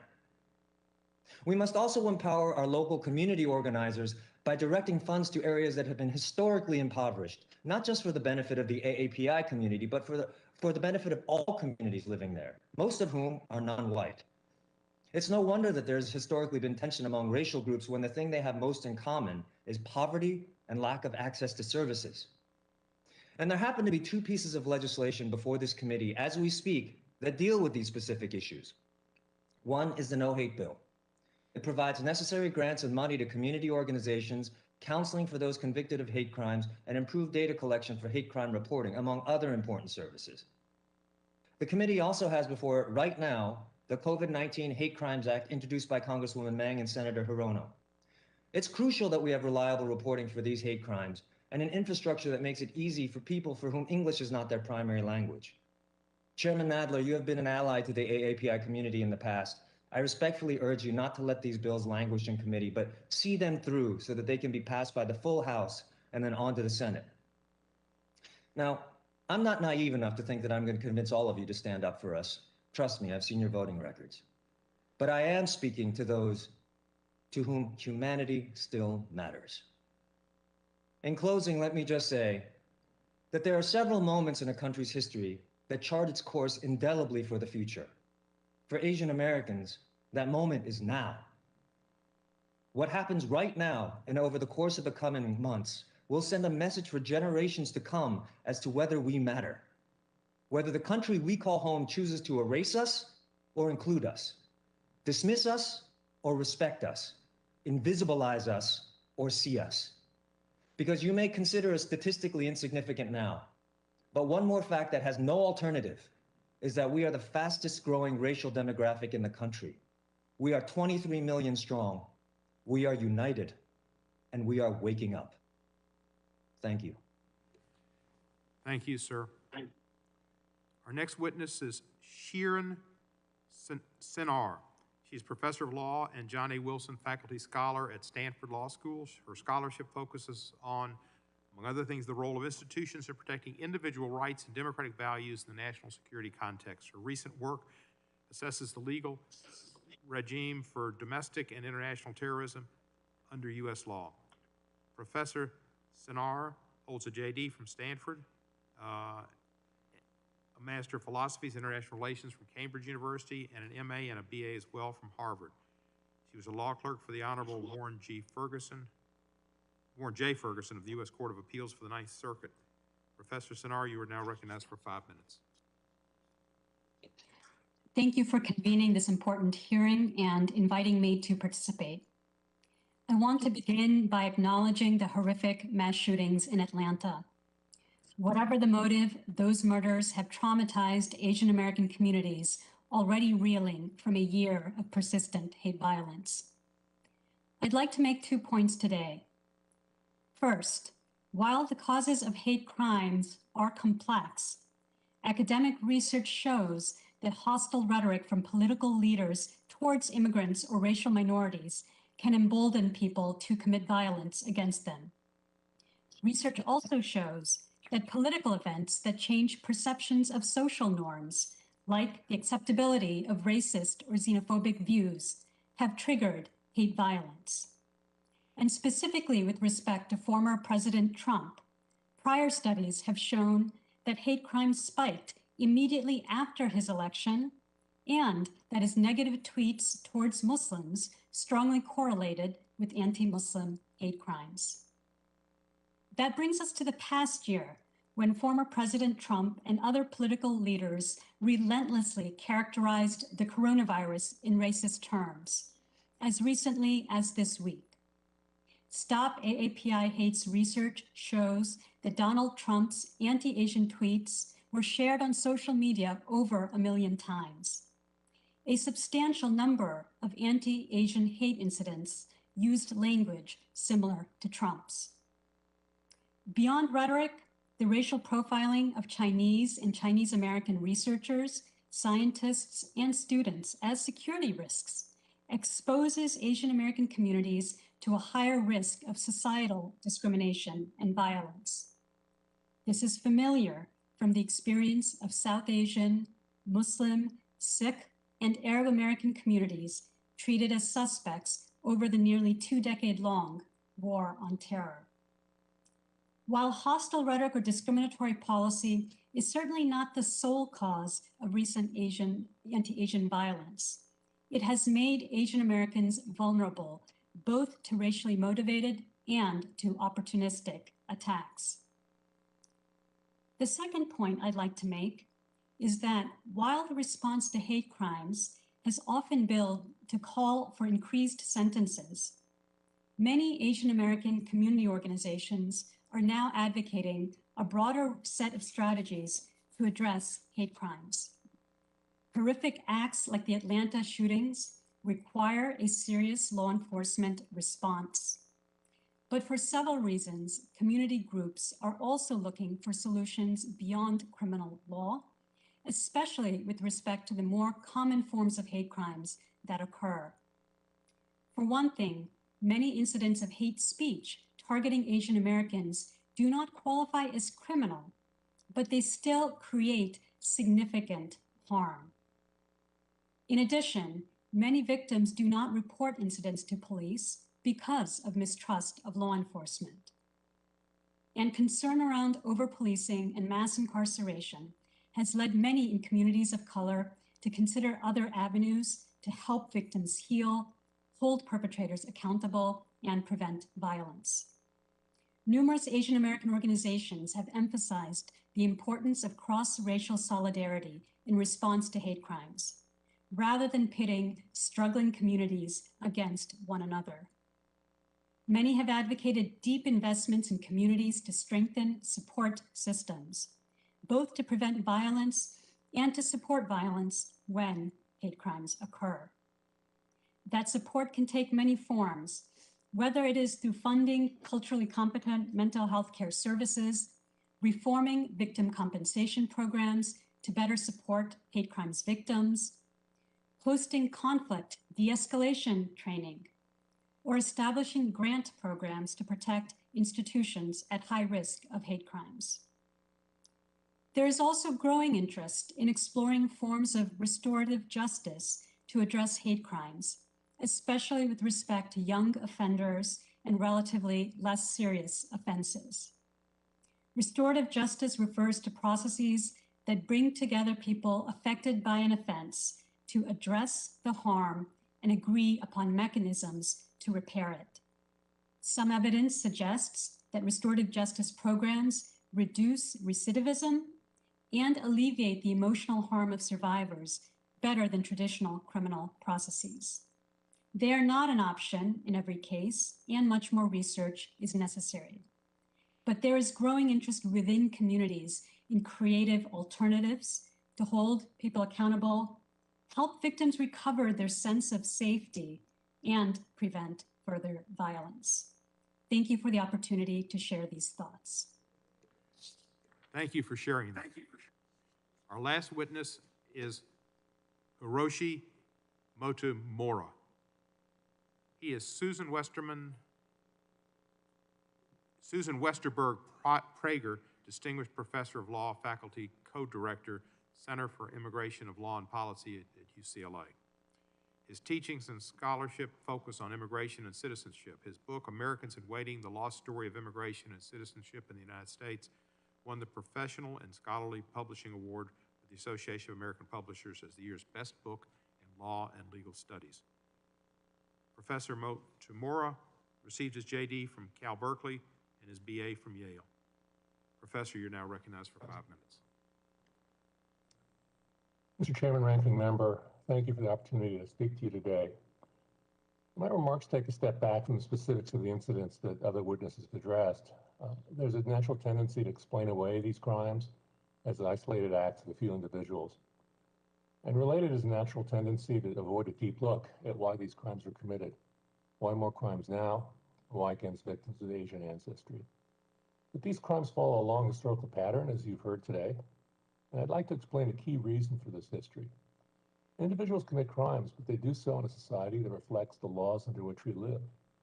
To see hate crimes as isolated is to close our eyes to the role of law in shaping attitudes, especially about who's worthy and who's not. My focus is on the immigration laws of the United States, and especially on how these laws have laid the foundation for hate crimes against Asian Americans in the past, in the present, but I hope not in the future. I'll start by observing that throughout our nation's history, immigration laws and statutes, regulations, and executive branch orders have discriminated and excluded on the basis of race, nationality, religion, and ethnicity. There are many examples. Chinese exclusion, as you've heard, dates back to the 1870s and 1880s, but it was the law of the land until 1943. My own family was one of the very small number of Japanese allowed to come to America before 1965, when immigration from Asia was severely limited. And similarly, the large undocumented population from Mexico reflects an immigration system that historically has treated Mexican immigrants as disposable labor, and today offers too few legal opportunities to work and live with family in this country. Most recently, many people have been barred from the United States because they come from certain majority Muslim or African countries. Now, immigration laws at their simplest separate them, in quotes, outside the border from us, also in quotes, inside the border. And this may be why public figures have felt free to disparage and insult people from certain other countries, even when some of those same public figures might never say the same thing about U.S. citizens who trace their family roots to those very same places. But immigration laws don't just affect people outside the United States. Immigration laws can make it hard or even impossible for some U.S. citizens, but not others, to live in this country in their United States with their spouses and children and other close relatives.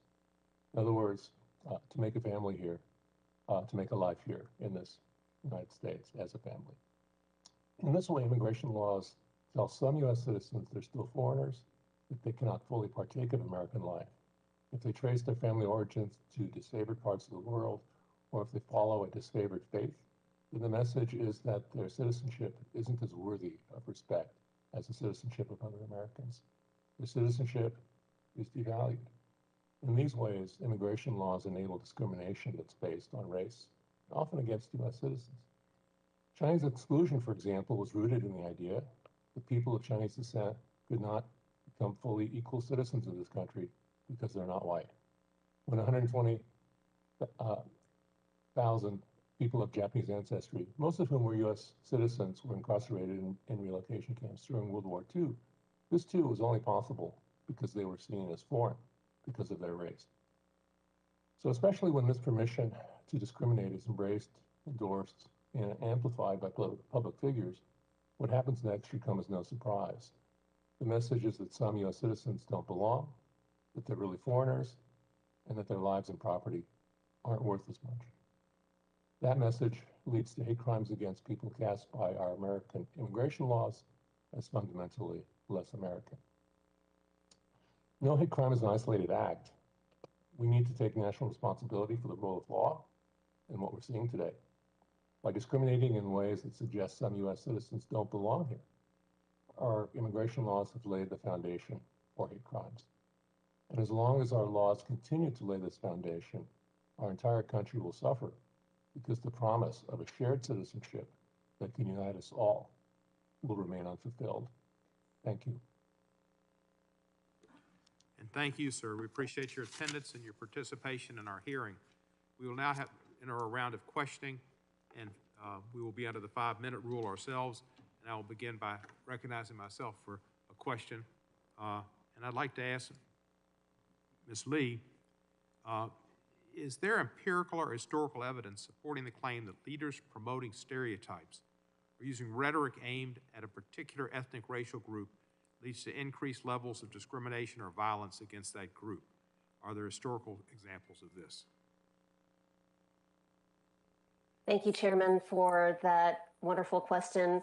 And the answer is clearly yes. There is unfortunately a huge amount of historical evidence.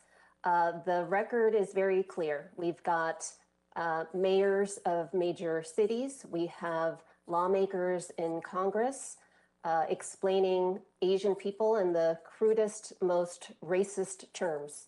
In 1876 in San Francisco, Mayor Bryant, mayor of the time of that city, gathered a mob of thousands of people in downtown San Francisco and talked about the Chinese immigration question as one that needed to be solved, or that if Chinese immigration would continue, it would lead to the downfall of American civilization and of the white race.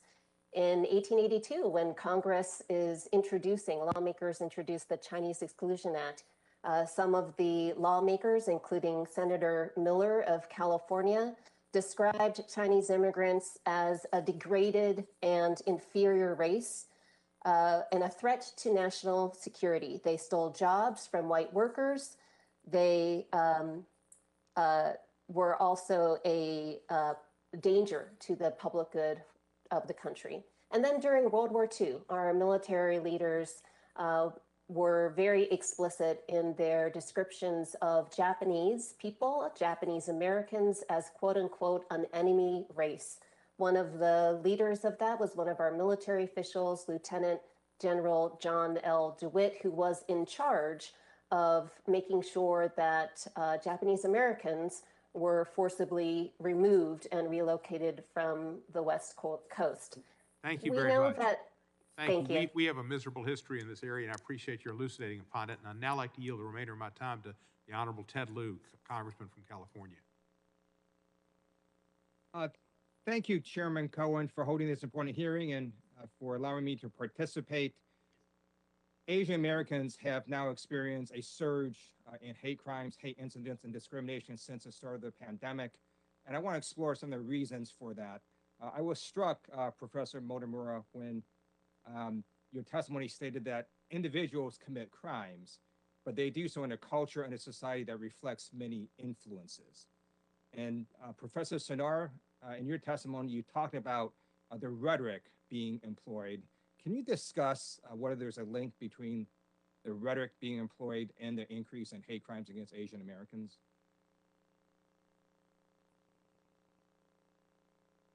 When political of former President Donald Trump use racist dog whistles that are clearly interpreted as an effort to blame one community or one government, and by implication, the community of people who are thought to be associated with it, that affects the entire society. And Stop AAPI Hate's research shows as well that those tweets from the former president were retweeted over 1 million times. So once you have that norm setting at the top that normalizes stigmatizing a particular community for hate, it does lead to ripple effects across society at large. Thank you very much. I'd like to now respond to the ranking Republican member today at the hearing. I previously served on active duty in the United States Air Force. I'm very aware of who the bad guys are and who our foreign enemies are. But this hearing is about Americans of Asian descent who are being targeted in the United States. And it's not about policing speech. I serve on active duty, so you can say whatever you want on the First Amendment. You can say racist, stupid stuff if you want. But I'm asking you to please stop using racist terms like Kung Flu or Wuhan virus or other ethnic identifiers in describing this virus. I am not a virus. And when you say things like that, it hurts the Asian American community. Whatever political points you think you are scoring by using ethnic identifiers in describing this virus, you're harming Americans who happen to be of Asian descent. So please stop doing that. I yield back. Thank you, Representative Lieu, for your service to our country and your service to our country today. I now recognize, Mr. Burgess Owens is virtually with us. So, Mr. Burgess Owens, the ball is in your court. 5 minutes. Yes. Thank you. Thank you so much, Mr. Chairman. 1 second, hold tight. We've heard a lot today about the alarming rise in violence against Asian Americans. My heart goes out to the Asian American community and all victims of crime. No one should feel unsafe in their own neighborhoods. I'm concerned that there's a culture of lawlessness that's become pervasive and impacts every community, and we need to follow the facts. For example, in 2008, a survey by the San Francisco Police Department studied 300 robberies. In 85% of the assault crimes, the victims were Asian, the perpetrators were Black Americans. Between 1980 and 2008, the Department of Justice found that 84% of white victims were killed by white offenders, and 93% of Black victims were killed by Black offenders. What does this tell us about the possibility of a deeper, more systemic issue like the deterioration of the family unit and the negative impact it's having on all communities? In addition to the violence, we're also seeing institutional discrimination against Asian Americans in universities. Overall, the Asian community has been very successful academically, but has also been discriminated against because it's a culture committed to meritocracy. As someone who's grown up in the 1980s, I understand exactly what institutional racism looks like, and using someone's race as a factor against admission to college is totally un-American. Our colleges must end that now. These issues are complicated, and I hope we can get to the bottom of the rise of the lawlessness that no American should experience, and also the institutional discrimination against Asian Americans by our colleges and university. Our government cannot condone or take part in this type of racism. Mr. Lehman, I do have a question. As you state, citizens in all communities, Asian Americans among them, have the right to live free from racism.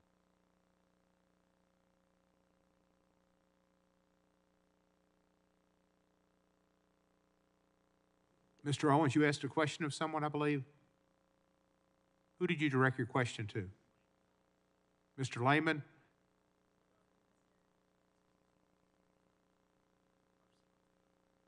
Sounds like.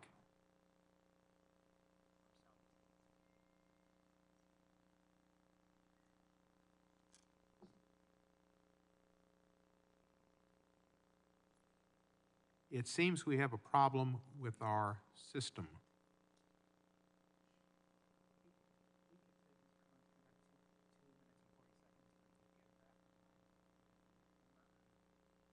Can anybody hear me out there? Yeah, but nobody can hear it.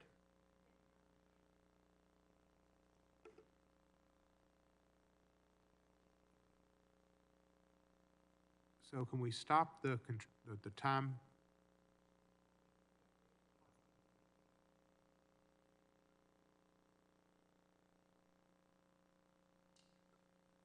Are we fixing it?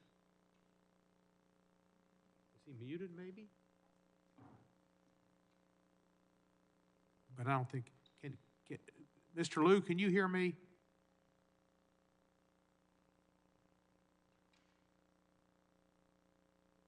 Mr. Lehman, can you hear me?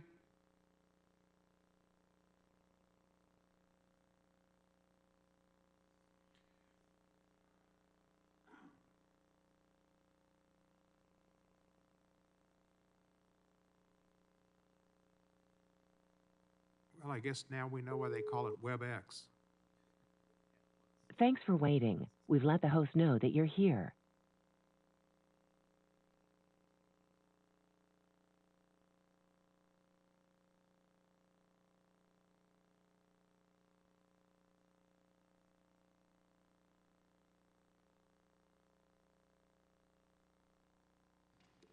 Testing.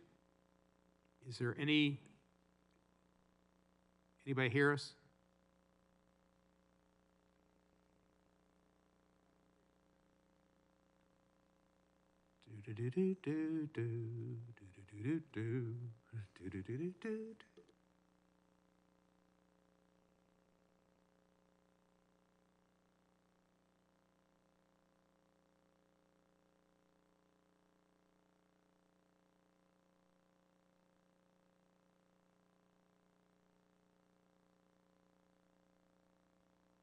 Is to swiftly and certainly enforce law in these communities. Mr. Lehman, I think we're back. Can you hear me? Can people hear me? Mr. Lehman, try to talk again. Yes, I can hear you. I'm sorry, I didn't realize we cut out. You're back on. You cut out at the 2-minute and 40-second mark. If you can rewind to there. Oh, yes, I'm sorry. I've been talking to Representative Owens. I'm not sure. I guess it did not come through. Nobody could hear you. So, if you rewind to 240 and start over again. That's something a Yale man should be able to do. Yes, sir. I don't know what we were talking about. Do I need to repeat the question? Please, okay? Repeat the question. What do we need to do to end these attacks that we're now seeing on the rise of being perpetrated against Asian Americans and I would say at other Americans that are going through the same issues at this point? Oh yeah, I think that the most important and most proximately effective policy response comes down to acting to ensure safety in the communities, and the best tool that we have for that is public safety enforcement, is the police on the streets. I agree with my co-panelists that we want to combat bigotry in the hearts and minds of some Americans, but that's not the most swift or certain way to reduce violent crimes in our communities. Effective policing is. Okay, thank you. Mr. Fay, is there a way to achieve diversity at institutions of higher learning without considering race within the application or admissions process? Yes, I think there are ways to achieve diversity without using race on college campuses. I think when we talk about diversity, it's a mistake just to think about it in terms of racial diversity. I think a lot of universities aren't very diverse in terms of different ideologies, different viewpoints, and I think we should be doing more to ensure that students on college campuses are hearing views from all sides. In terms of racial diversity itself, I think there are certain ways that were proffered by the Students for Fair Admissions in the Harvard case. Harvard currently, as it stands, gives preferences to athletes, to legacy admits, to big donors, and also to children of faculty. And I think reducing or eliminating those preferences would lead to an increase in even racial diversity without using racial preferences. Very good. Thank you so much, and I'm going to yield back my time. Thank you so much. Thank you, Representative Owens. I now yield 5 minutes to the honorable, the distinguished, the renowned, and the respected gentleman from Maryland, Mr. Raskin. Thank you, Mr. Chairman. Anti-Asian American violence is skyrocketing. We've seen a 150% surge in anti-Asian American hate crimes in major cities, including an 81-year-old woman being punched in the face and lit on fire outside her own home, a 61-year-old man being slashed in the face with a box cutter on the subway in New York City, a woman being doused in the face with a burning toxic chemical as she took out the trash at her home, and a 15-year-old boy being hospitalized after being attacked at school by a bully assailant who claimed he had COVID-19 because he was Asian. The governor of Maryland, Larry Hogan, whose wife Yumi is Korean American, told me in a phone conversation yesterday that he and his wife and his daughter's closest friends have all been affected by the new wave of hostility against the AAPI community. Governor Hogan told me that close family friends have been assaulted in a convenience store, screamed at by racists telling them to go back to China, and told that they did not want to sit next to them on an airplane because they were Asian and had COVID. There's no free speech defense to commission of violent assaults on Asian Americans or anybody else. And the bizarre invocation of free speech in this context is a dangerous and irrelevant distraction from the violence engulfing AAPI communities across the land. We've got Korean American and Japanese American and Vietnamese American constituents who've been attacked by racist fanatics screaming about the Wuhan flu. So just consider the leaps of illogic and fallacy which lead to this kind of crime. First, you've got to blame the COVID-19 virus on the Chinese government, or the Chi-Coms, as the ranking member proudly puts it, an authoritarian government which President Trump lavishly praised 37 different times in the first 3 months of COVID-19 for its excellent response. Then you've got to blame the lethal recklessness of President Trump, who said COVID-19 would magically disappear by Easter and suggested injecting bleach is a miracle cure, and refused to develop any nationwide plan to crush the virus, on the Chinese government and on the Chinese people. Then you've got to associate the alleged policy errors of the Chinese government with the Chinese people. Then you must associate the Chinese people with Chinese American citizens of the United States.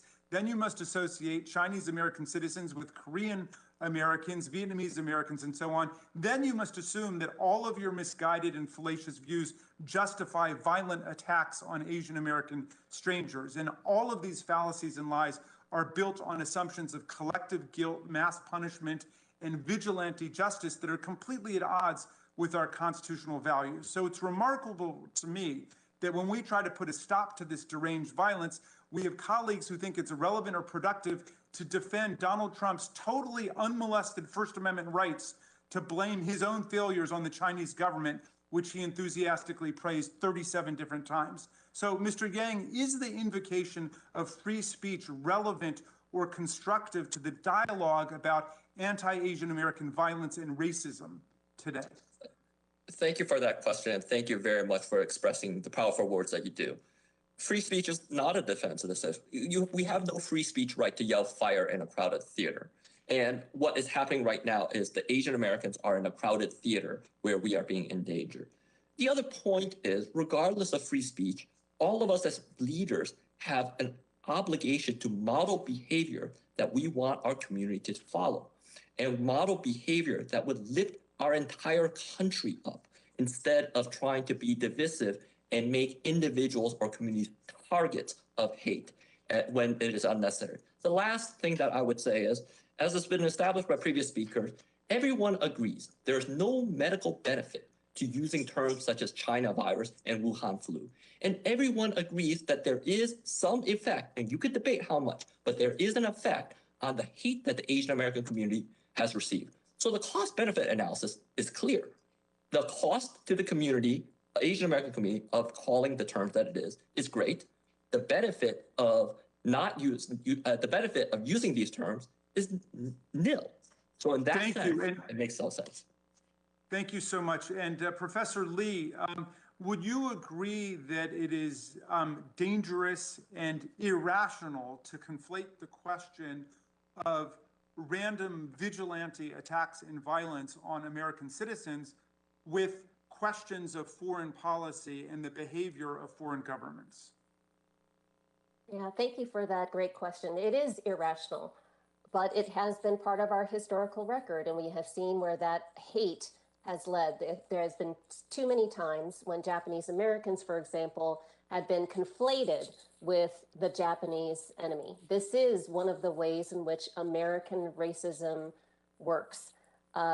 We think we should have learned this lesson by now in the 21st century, that as all of the fellow witnesses have reiterated, a point that really should not need to be made in the first place.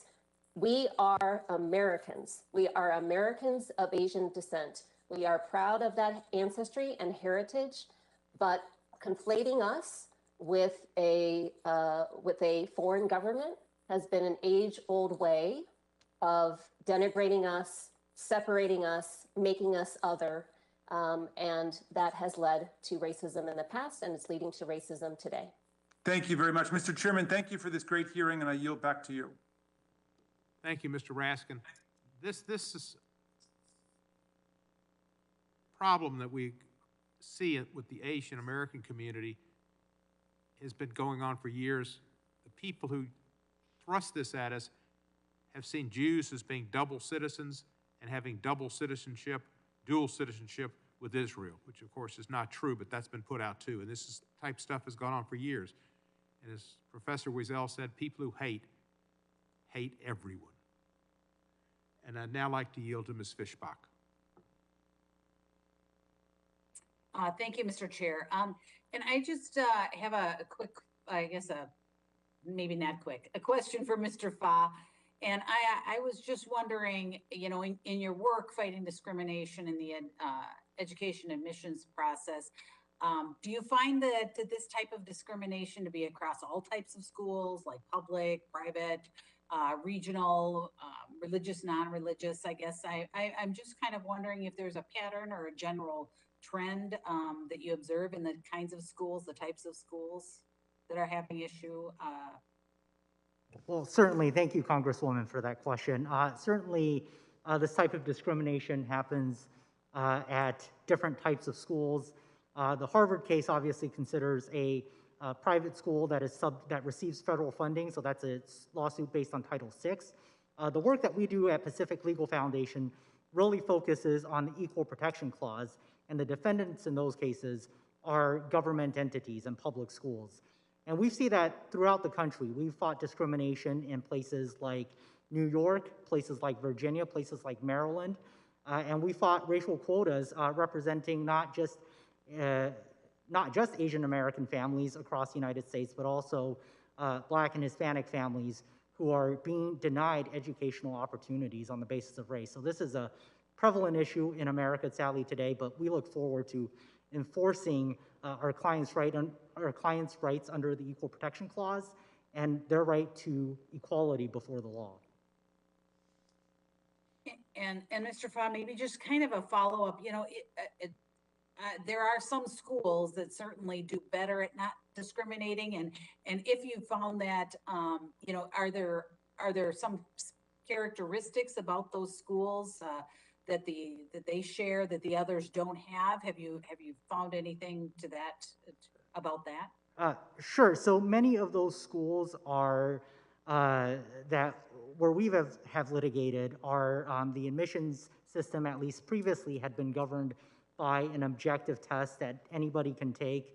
That is, and your chances of getting into those specialized schools or magnet schools were determined by your score on the test. The highest scores on the test would get in, no matter what their race or ethnicity. But unfortunately, local government in places like New York, Montgomery County, Thomas, and Virginia have found the results to be the schools have had too many Asians, in their opinion. So they've changed the admissions policies in cases to discriminate against Asian American students, and in the case of our New York clients, low-income Asian American students, only because there were too many, in their view, too many Asian Americans at those schools. Thank you, Mr. Fine. Thank you, Mr. Chair. I yield back. Thank you, Ms. Fishback. And as terrible as that all is, when my father went to medical school, many of those medical schools did not accept Jews at all. I now recognize Ms. Ross.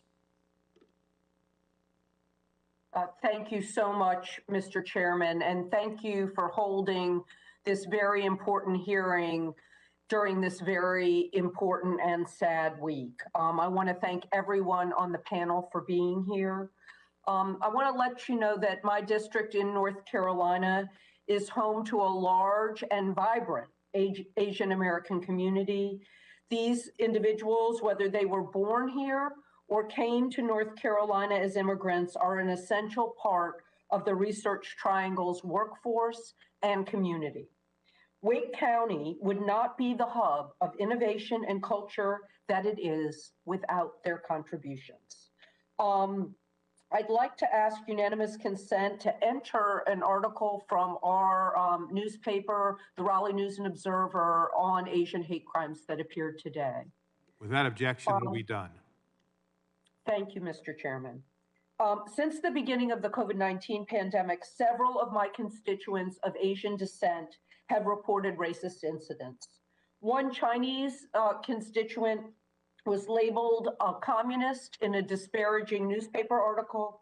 A college student found her Chinese New Year display in her dorm destroyed.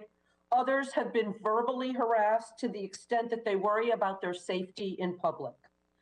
Unfortunately, this is not the first time in our nation's history that Asian Americans have found themselves subject to discrimination, as we've heard today. This stems directly from xenophobic federal policies.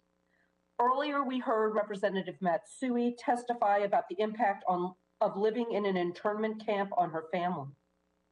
I would like to address my first question to Professor Motomura.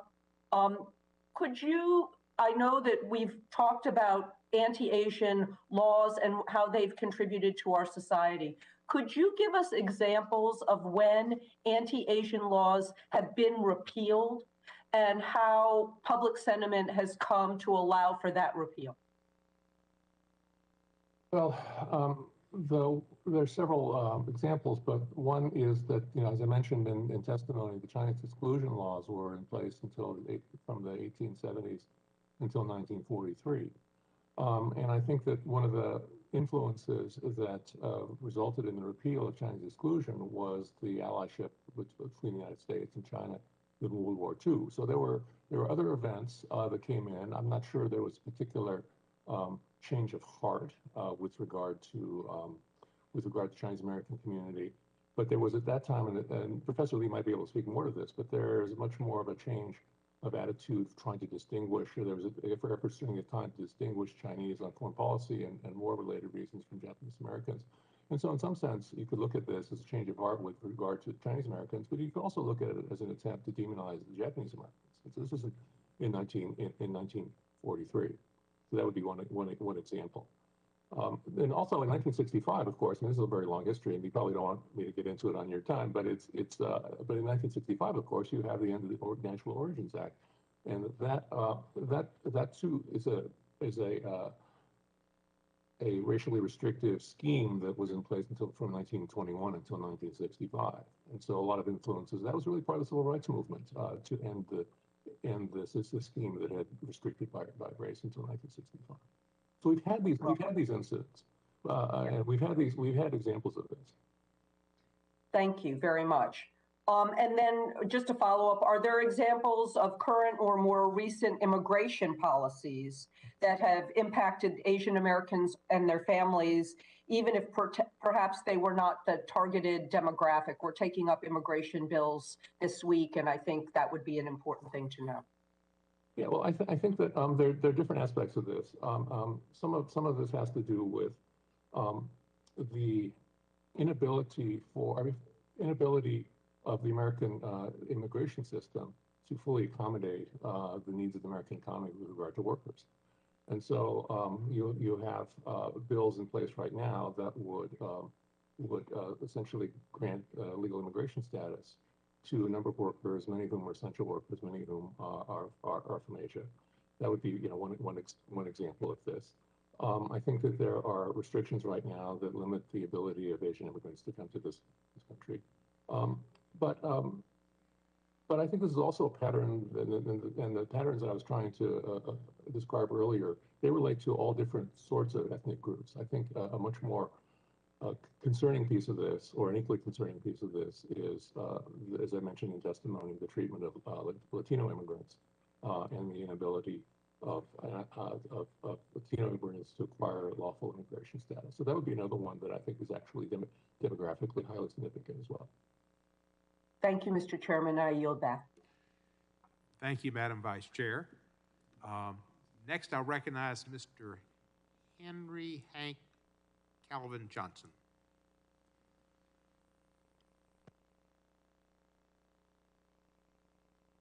I thank the chairman for hosting this very timely hearing. And I would like to ask unanimous consent to submit a 31-second video produced by the Asian Americans Advancing Justice Atlanta organization regarding violence against members of the AAIP community, along with a letter asking for a community-based response to the violence in Atlanta, which is dated March 18th, 2021, and is signed by multiple Asian American community groups in my district, for the record. Unanimous consent is granted. Ms. Garcia, Ms. Ross, it's unanimous. Thank you.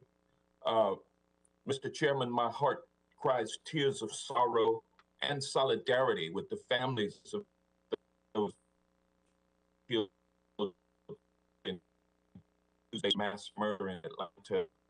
With all the are left with feelings of terror of what might happen next to them, their families, their AIP friends. Whether the massacre in Atlanta was sex-based or race-based, it was hate-based and directed at Asian women, no question about it. If genocide against Native Americans and slavery are our nation's original sin, then harassment and violence against Asian Americans is its progeny. As Georgia State Senator Michelle Au presciently said on Monday, this recent violence against Asian Americans is a new chapter in a very old story. The correlation between the rise of xenophobic and racist rhetoric by President Trump and his Republican Party supporters and the dramatic and alarming rise in violence against Asian Americans is not coincidental.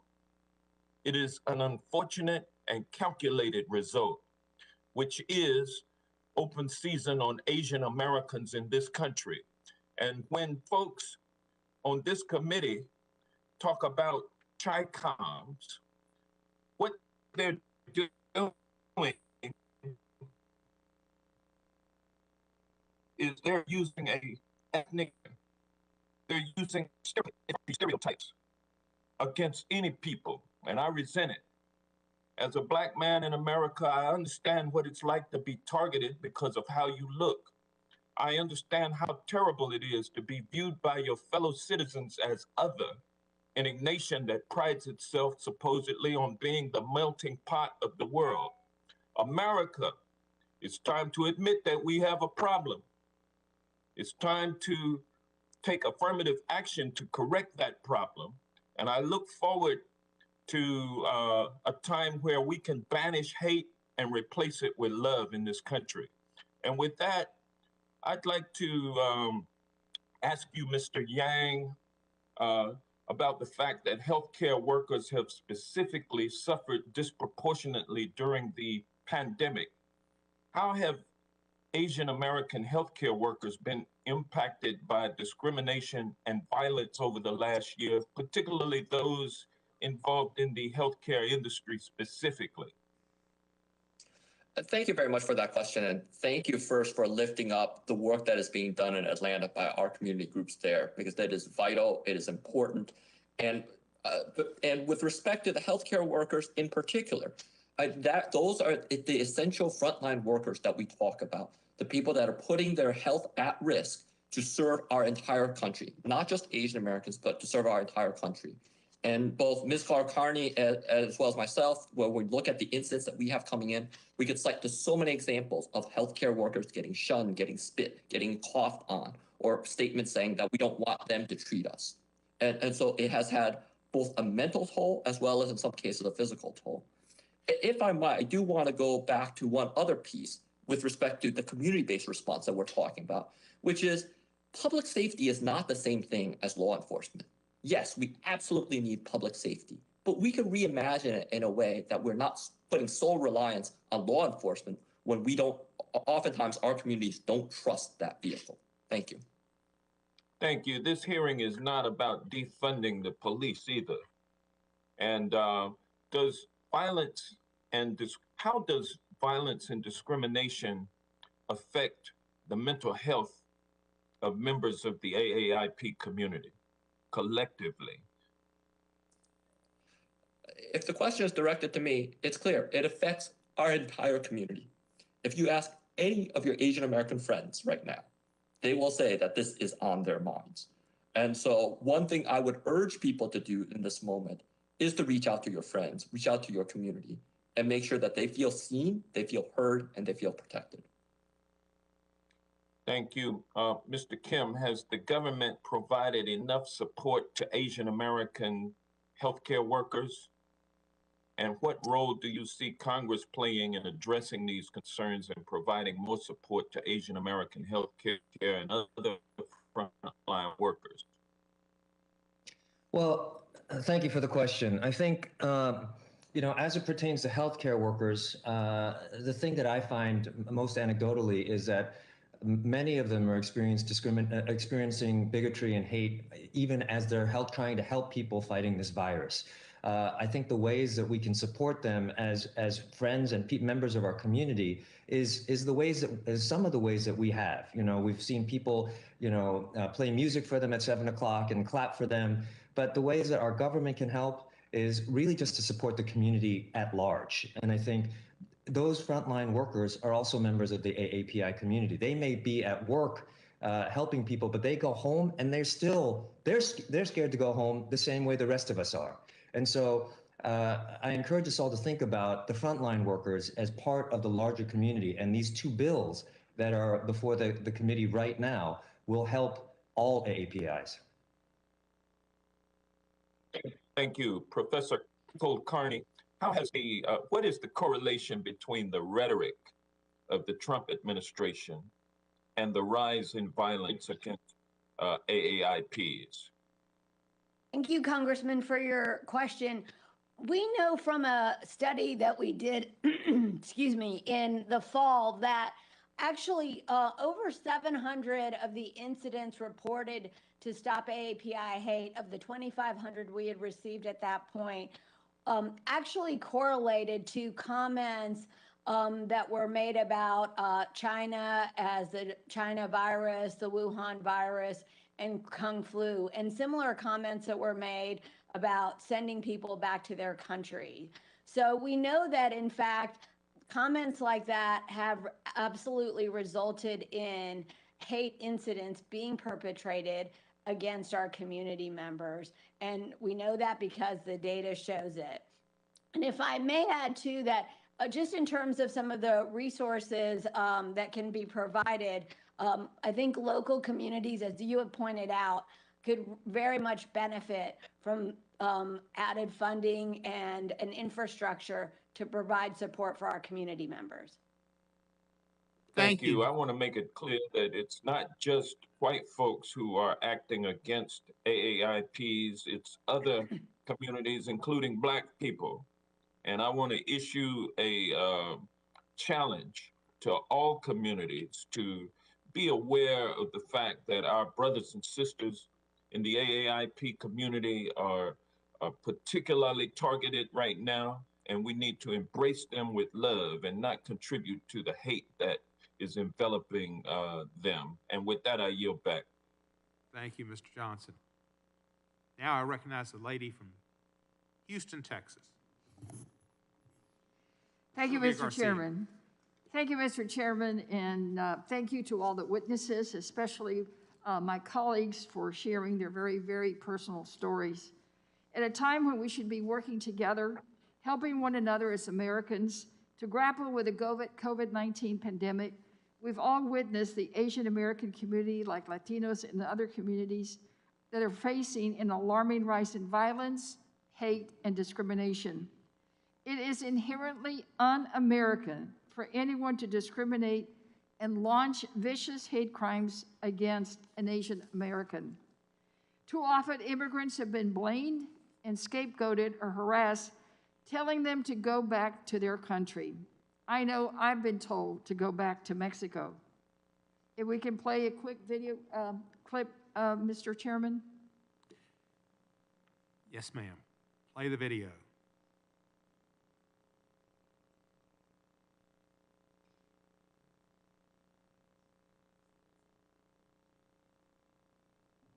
Out of this world, get the out of this state, go back to whatever Asian country you belong in.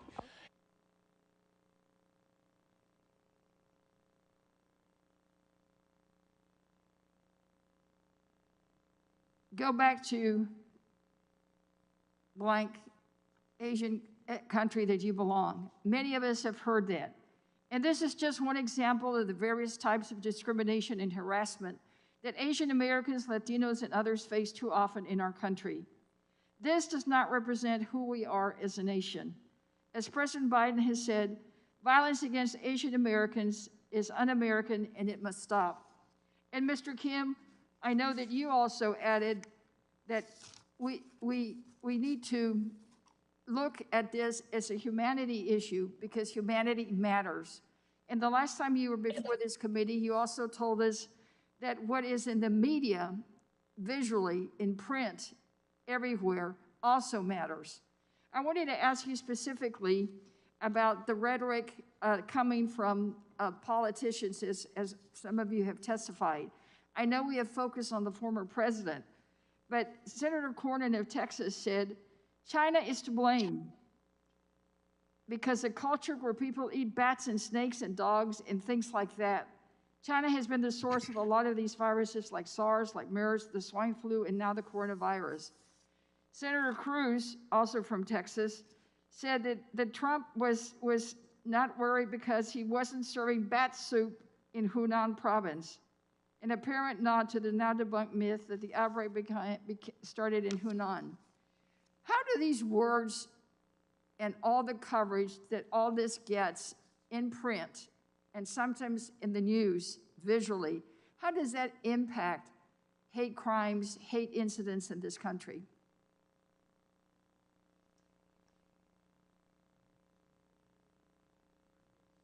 Are you unmuted, sir? Oh. Mr. Kim. Thank you for that question, Representative. Can you hear me? Yes, I can. First of all, I want to thank you for showing that clip of the woman in Torrance, California. That happens to be the neighborhood where my brother and his family live, and that woman is Latina, which highlights the point that you were trying to make, that this is not just an issue of white people versus Asian people or black people versus Asian people. It is really a question of everybody versus acts of hate and bigotry. And that, I think, really needs to be highlighted because this is not part just of the Asian American history. It's part of the history of America. Now, to your question, I will say that, yes, it matters that other representatives other than the president have been using these terms of hate and connecting Americans to a virus that they have no connection to whatsoever. It is part of our leadership. And, I think I'm an idealist because I still do believe in the words of my leaders. I want to believe that they are setting the tone for the rest of the country. And that when they use rhetoric like this, it not only affects adults, but it affects our children. It's a shameful thing to have to say.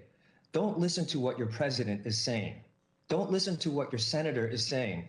If you cannot teach your children the same things that you would ask of your leaders, then what example are we setting?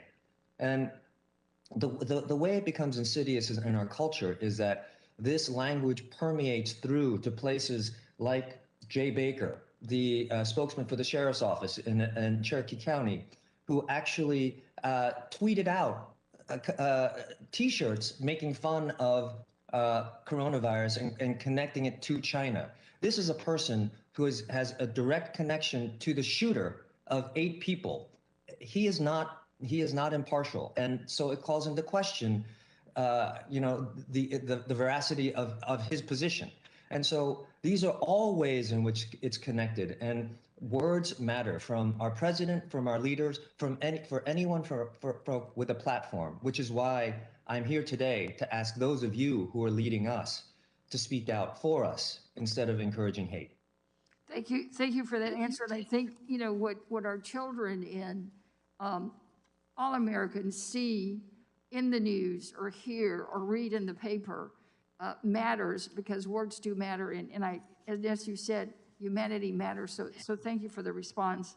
Mr. Chairman, I want to introduce the articles that I've referenced together with other articles, which unfortunately the rhetoric is building and the coverage is building. So I'd like to introduce these into the record. Ask for unanimous consent. So done. Without objection. And with that, Mr. Chairman, I thank you and I yield back. Thank you, Ms. Garcia.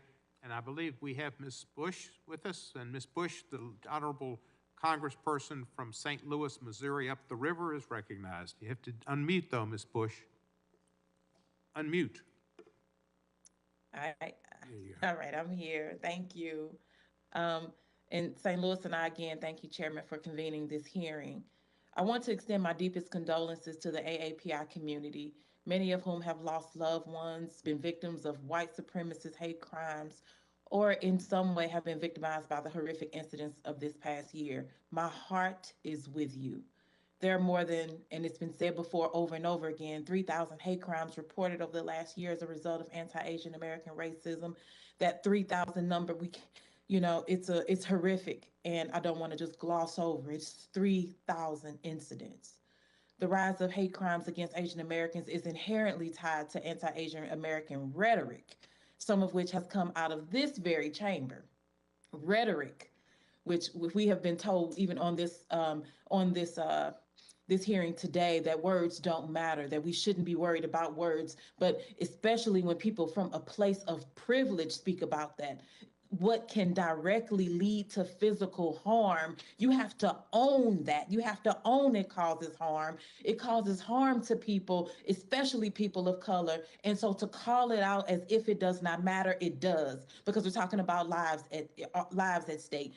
This is a refusal of responsibility, and I'm going to call it out. And this is not a partisan thing. Last week, we held a hearing about member conduct and the need to engage from a place of respect, how we conduct ourselves as leaders, what we say, and who we engage with. That has a direct impact on what happens in our streets. It is our words, and it's why our words and our actions as leaders are so important. Leading from a place of hate only fuels hateful and violent acts across our country. Leading with love starts with what we say, the words we use, and the meaning behind them. Words can build up communities or break them down.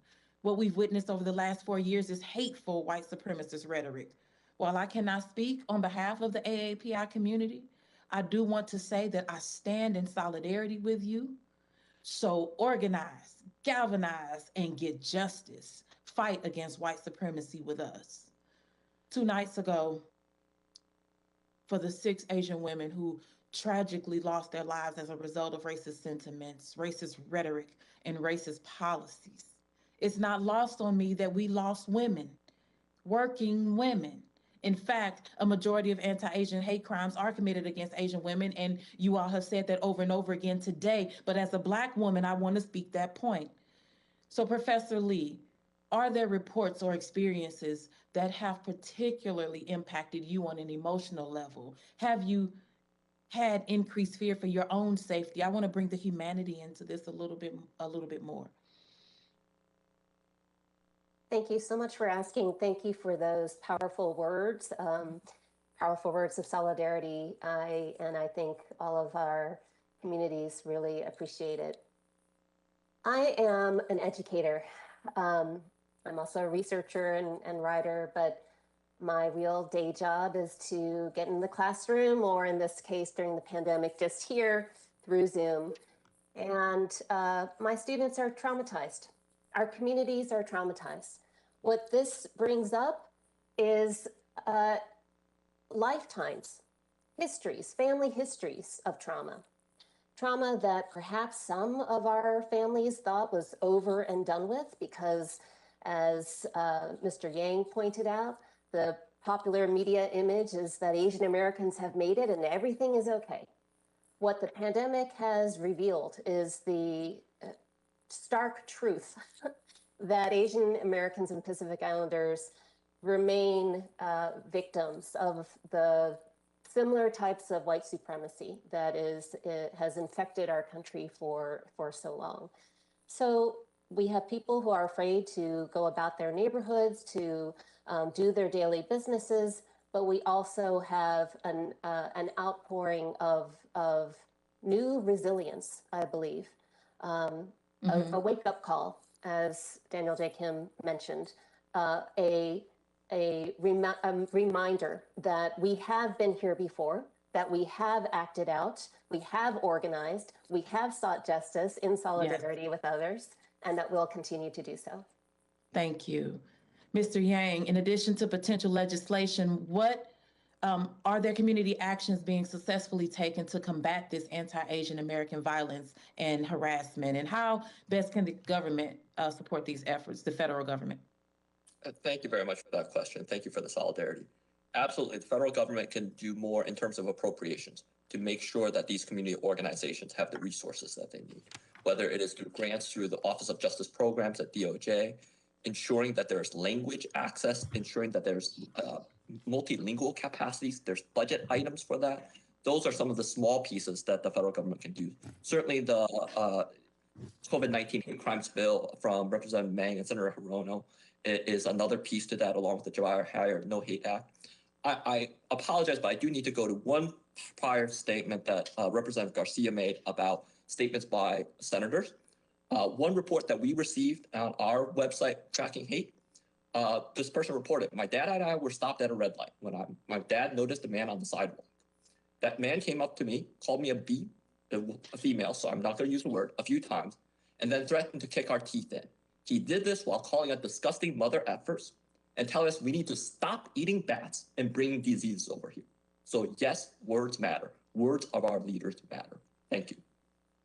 Yes, thank you. And Mr. Chair, I ask consent to enter into the record a document from the Asian American table that details the kinds of programming that are crucial in this moment. Without objection, shall be done. Thank you, and I yield back. Thank you, Ms. Bush.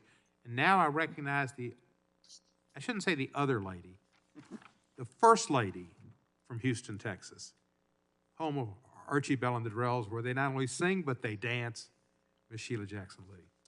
Chairman, thank you so very much. Let me very quickly say that all of us went into a extensive moment of mourning for the loss of those women and men and others in the killings in Atlanta. But we cannot ignore, we cannot be unsisterly and unbrotherly-like to not notice the fact that they were innocent and 6 were Asian women. Asian Americans, our sisters, we will not ignore. I would like to have a video shown right now.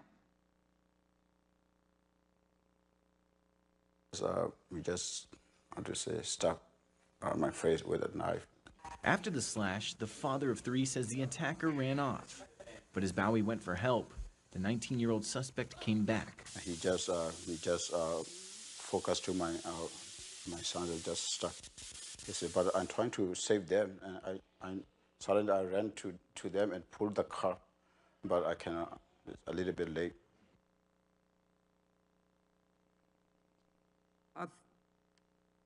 A 3-year-old baby cut, a father cut. The assailant did this heinous act. Are we live? The assailant did this heinous act because he thought the family was Chinese and infecting people with the coronavirus. He thought the family was Chinese and they were infecting people with the coronavirus. Take your heads out of the sand. Where is the dignity? Where is the power of the respect for all people and the love of Americans? And so as we look at the outrage, let me put into the record the 45th president always referring to coronavirus as the China virus or Kung Fu. Let me call his name, President Trump. Let me also say in 1942, and I'm glad Congressman Matsui mentioned it, President Franklin Delano Roosevelt signing Executive Order 9066, which ordered the forced internment of 120,000 Japanese Americans during World War II. Innocent, patriotic Americans. In 1982, amid a downturn in the U.S. automobile industry, the competition was blamed on Japanese companies. A Chinese American, Vincent Chen, was beaten to death. Not one of his perpetrators experienced time in jail. And so, to you, Mr. Kim, on the evening or the discovery of who did this heinous crime of killing 8 people, 6 of them Asian women, a law enforcement officer decided to say the words, "This individual had a bad day, and this is what happened." I have a question as well for Mr. Kulkarni, but would you, Mr. Kim, just from your gut, just from your spirit, when you hear on national television after the murder of 6 Asian women that it had a bad day, what are your thoughts? Thank you for your question, Representative. Well, I will tell you to start that, when I have a bad day, I think about going home, having a beer and watching a movie with my family. I don't think about going out and murdering 8 people. It says a lot about this person that when he says that he's trying to eliminate temptation from his life, instead of seeking help for himself, his way of eliminating temptation is to kill people, take a gun and shoot people. And when he talks about sexual temptation, what does it mean when he sees the manifestation of sexual temptation as an Asian female? These are 3 places all that had an association with Asian people. If this were a synagogue or a black church and someone shot up those places, would we really be asking whether this is a hate crime or not? And would we really have the burden of proof? It's really important, I think, that you highlight Vincent Chin, because the judge in the case of Vincent Chin said that his white murderers, these are not the kind of men you put in jail. Thank you, Mr. Kim. And it echoes directly with what Jay Baker said when he tried to downplay the crime by saying he was having a bad day. Thank you. Thank you so very much. Mr. Kulkarni, if I could get this question to you. What does the data show about the impact of anti-Asian rhetoric and violence that has on the mental health of members of the community? And then just quickly, Ms. Lee, if you would just quickly on the historical record, which we've seen in other populations like African Americans who were enslaved, that 1882 law, how does it continue to negatively impact? Mr. Kulkarni on the data very quickly, and I thank the chairman for his indulgence. I'll be finished after these questions. I thank him very kindly. Mr. Kulkarni? Thank you so much for your question. We know that over 700 incidents included use of rhetoric against our community members, and that included virulent animosity, scapegoating, as well as anti-immigrant sentiment and racist characterization. And it has led to a 155% increase in depression and anxiety in our community members. I thank you, Professor Lee, and let me indicate, Ms. Kulkarni, let me correct the record. Thank you so very much. I had stepped out when you were doing your testimony. Professor Lee, how does that historical Yes, thank you. moment? Absolutely interconnected. When we are passing these first federal laws to single out an immigrant group for exclusion based on race, we are also instituting Jim Crow segregation. We are also continuing our wars and genocide of Indigenous Americans. White supremacy impacts all of us. It may impact us differently, but it impacts us all the same. Thank you. Thank you, Mr. Chairman. This is an excellent hearing. I thank you. I will commit to all of the witnesses my commitment to anti-hate legislation, specifically dealing with Asian Americans, and really all of us, your dad and others, stand together in fighting against inequality in America. We will not have it. We will not stand for it. We stand with you. With that, I yield back, Mr. Chairman. Thank you, Ms. Lee, and I would ask unanimous consent to submit 60 letters and documents from civil rights groups and NGOs that were submitted today. Without objection, they're entered into the record. Mr. McClintock, I see you're with us, and would you desire any time? You're certainly afforded it. Yeah, yes, I would. Thank you, Mr. Chairman. You're welcome. You're recognized for 5 minutes. Thank you. We seem to be confusing opposition to the Chinese government, including its actions during the coronavirus pandemic, with hostility toward Americans of Asian descent. And I find that very confusing, since many Asian Americans fled abusive governments, including and especially the Chinese communist regime. Hostility to that government is not hostility to its victims, quite the contrary. Yet that seems to be the connection that many people are making today. There are despicable racists of every color in every society. It is the baser side of human nature. But no nation has struggled harder to transcend that nature and isolate and ostracize its racists than have Americans. You know, the American founders placed principles in the Declaration of Independence that they believed would someday produce a nation of free men and women of all races and all religions, together enjoying the blessings of liberty and equal protection of our laws. Lincoln denounced any other claim as, quote, having an evil tendency, if not an evil design. The violent attacks that have been cited today against Asian Americans are heinous, they are despicable, they are inexcusable. But there are two statistics that should add some perspective to this issue. According to the FBI's Hate Crime Statistics Act report, of all 4,930 victims of reported hate crimes that were motivated by race or ethnicity, 48.5% were due to anti-Black bias, 15.7% were due to anti-white bias, 14.1% were due to anti-Hispanic or Latino bias, and 4.4% were due to anti-Asian bias. What should make us all proud as Americans is the fact that Asian Americans have the highest median income of any ethnic group in America, including white Americans. Median income for Asian Americans is 38% higher than the national median. If America were such a hate-filled, discriminatory, racist society filled with animus against Asian Americans, how do you explain the remarkable success of Asian Americans in our country? Their success should bring us all together as Americans to celebrate the opportunities that our country offers to all who seek the blessings of liberty. It deeply saddens me that instead of uniting as Americans, this hearing seeks to divide us as Americans. Any racist sentiment, speech, or act needs to be vigorously condemned. But to attack our society as systemically racist, a society that has produced the freest, most prosperous, and most harmonious multiracial society in human history, well, that's an insult, and it's flat out wrong.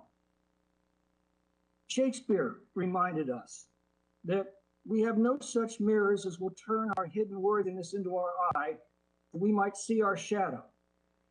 The protesters fighting for their freedom in Hong Kong, resisting their takeover by the Communist government of China, waved American flags as a symbol of their aspirations. Perhaps we should look to them as a mirror to appreciate our own society's hidden worthiness. And I'd ask Dr. Fall if he's still in the committee room for any thoughts he might have on the subject. Do you yield back the rest of your time, sir? I'd like to yield it to Dr. Fall if he's still Okay, there. sure. Dr. Fall, he yielded to you. Oh, thank you. It's Mr. Fod. I don't have my doctorate degree, but thank you. You know, I think the congressman's words were very powerful. I do agree that we're all Americans. We're all entitled. We all have our individual rights, individual liberty. No one has more or less liberty than someone else because of race. So I think what comes out of this hearing should be that we're all entitled to equality before the law, to be treated as individuals, to be treated based on our own individual aspirations, individual achievements, and individual accomplishments, and not to be discriminated against because we happen to be in a racial group that someone else might not like. Thank you. Would the congressman yield? My sentence exactly. Thank you. Would the congressman yield? This is. Yes. Would you yield for a moment, Ms. McClintock? Of course.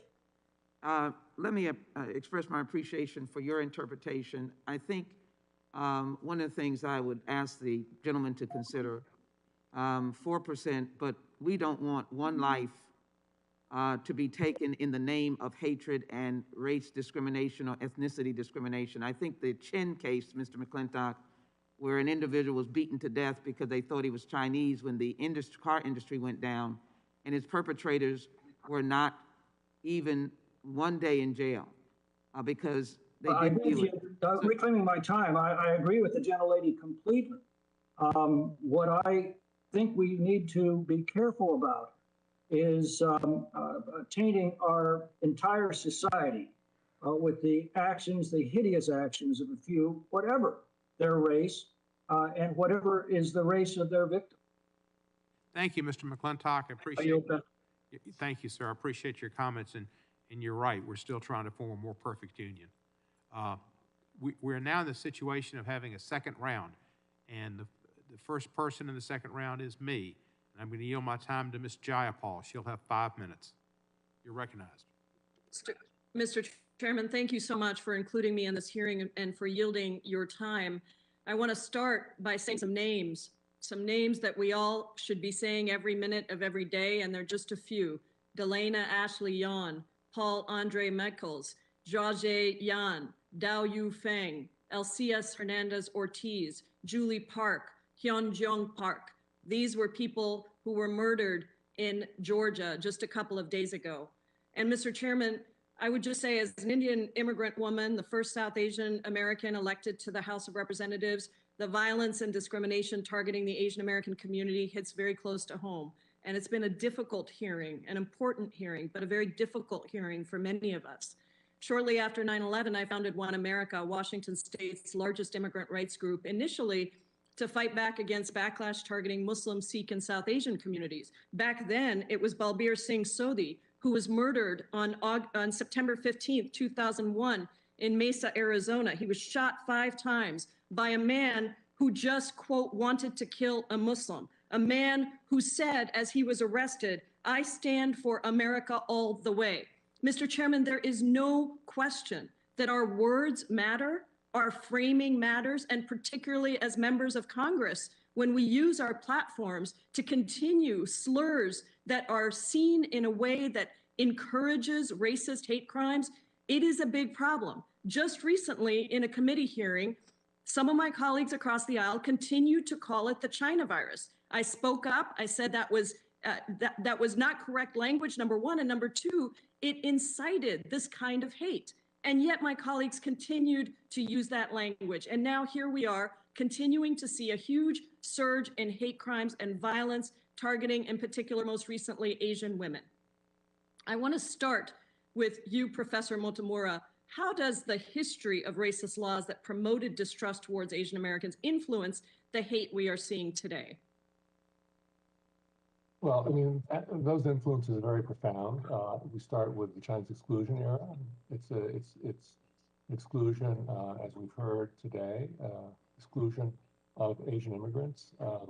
Most Asian immigrants, Chinese immigrants, starting in 1882. It prevails for 60 years. It stunts the growth of the Chinese American community.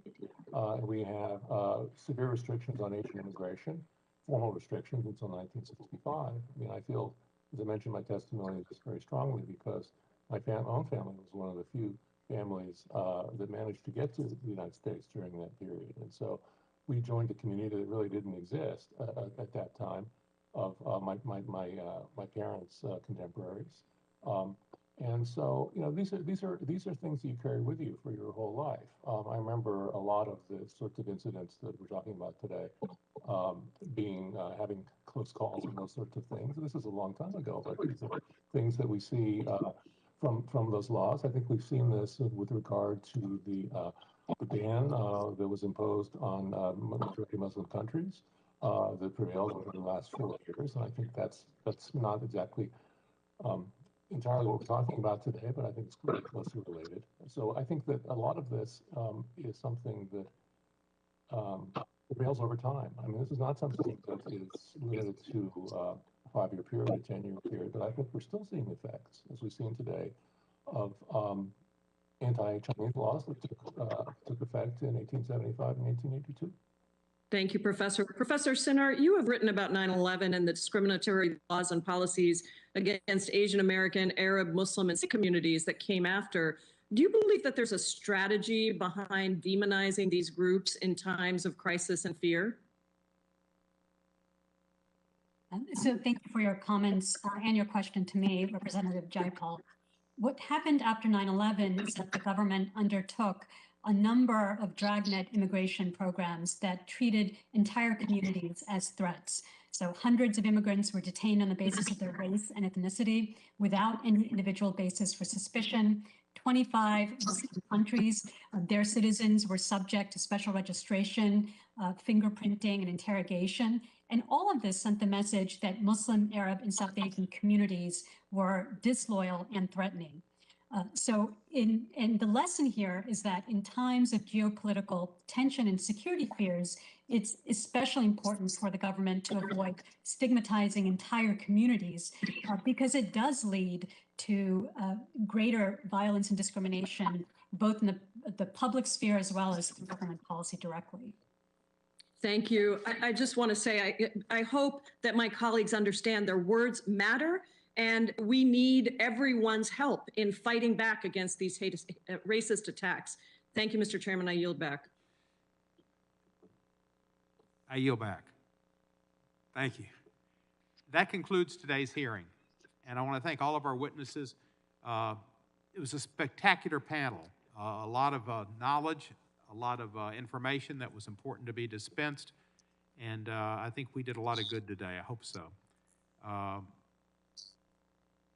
And it brought Hawaii Five-O's theme song back to my mind, which has been playing over and over and over and over again. Without objection, all members will have 5 legislative days to submit additional written questions for the witnesses or additional materials for the record. With that, the hearing is adjourned.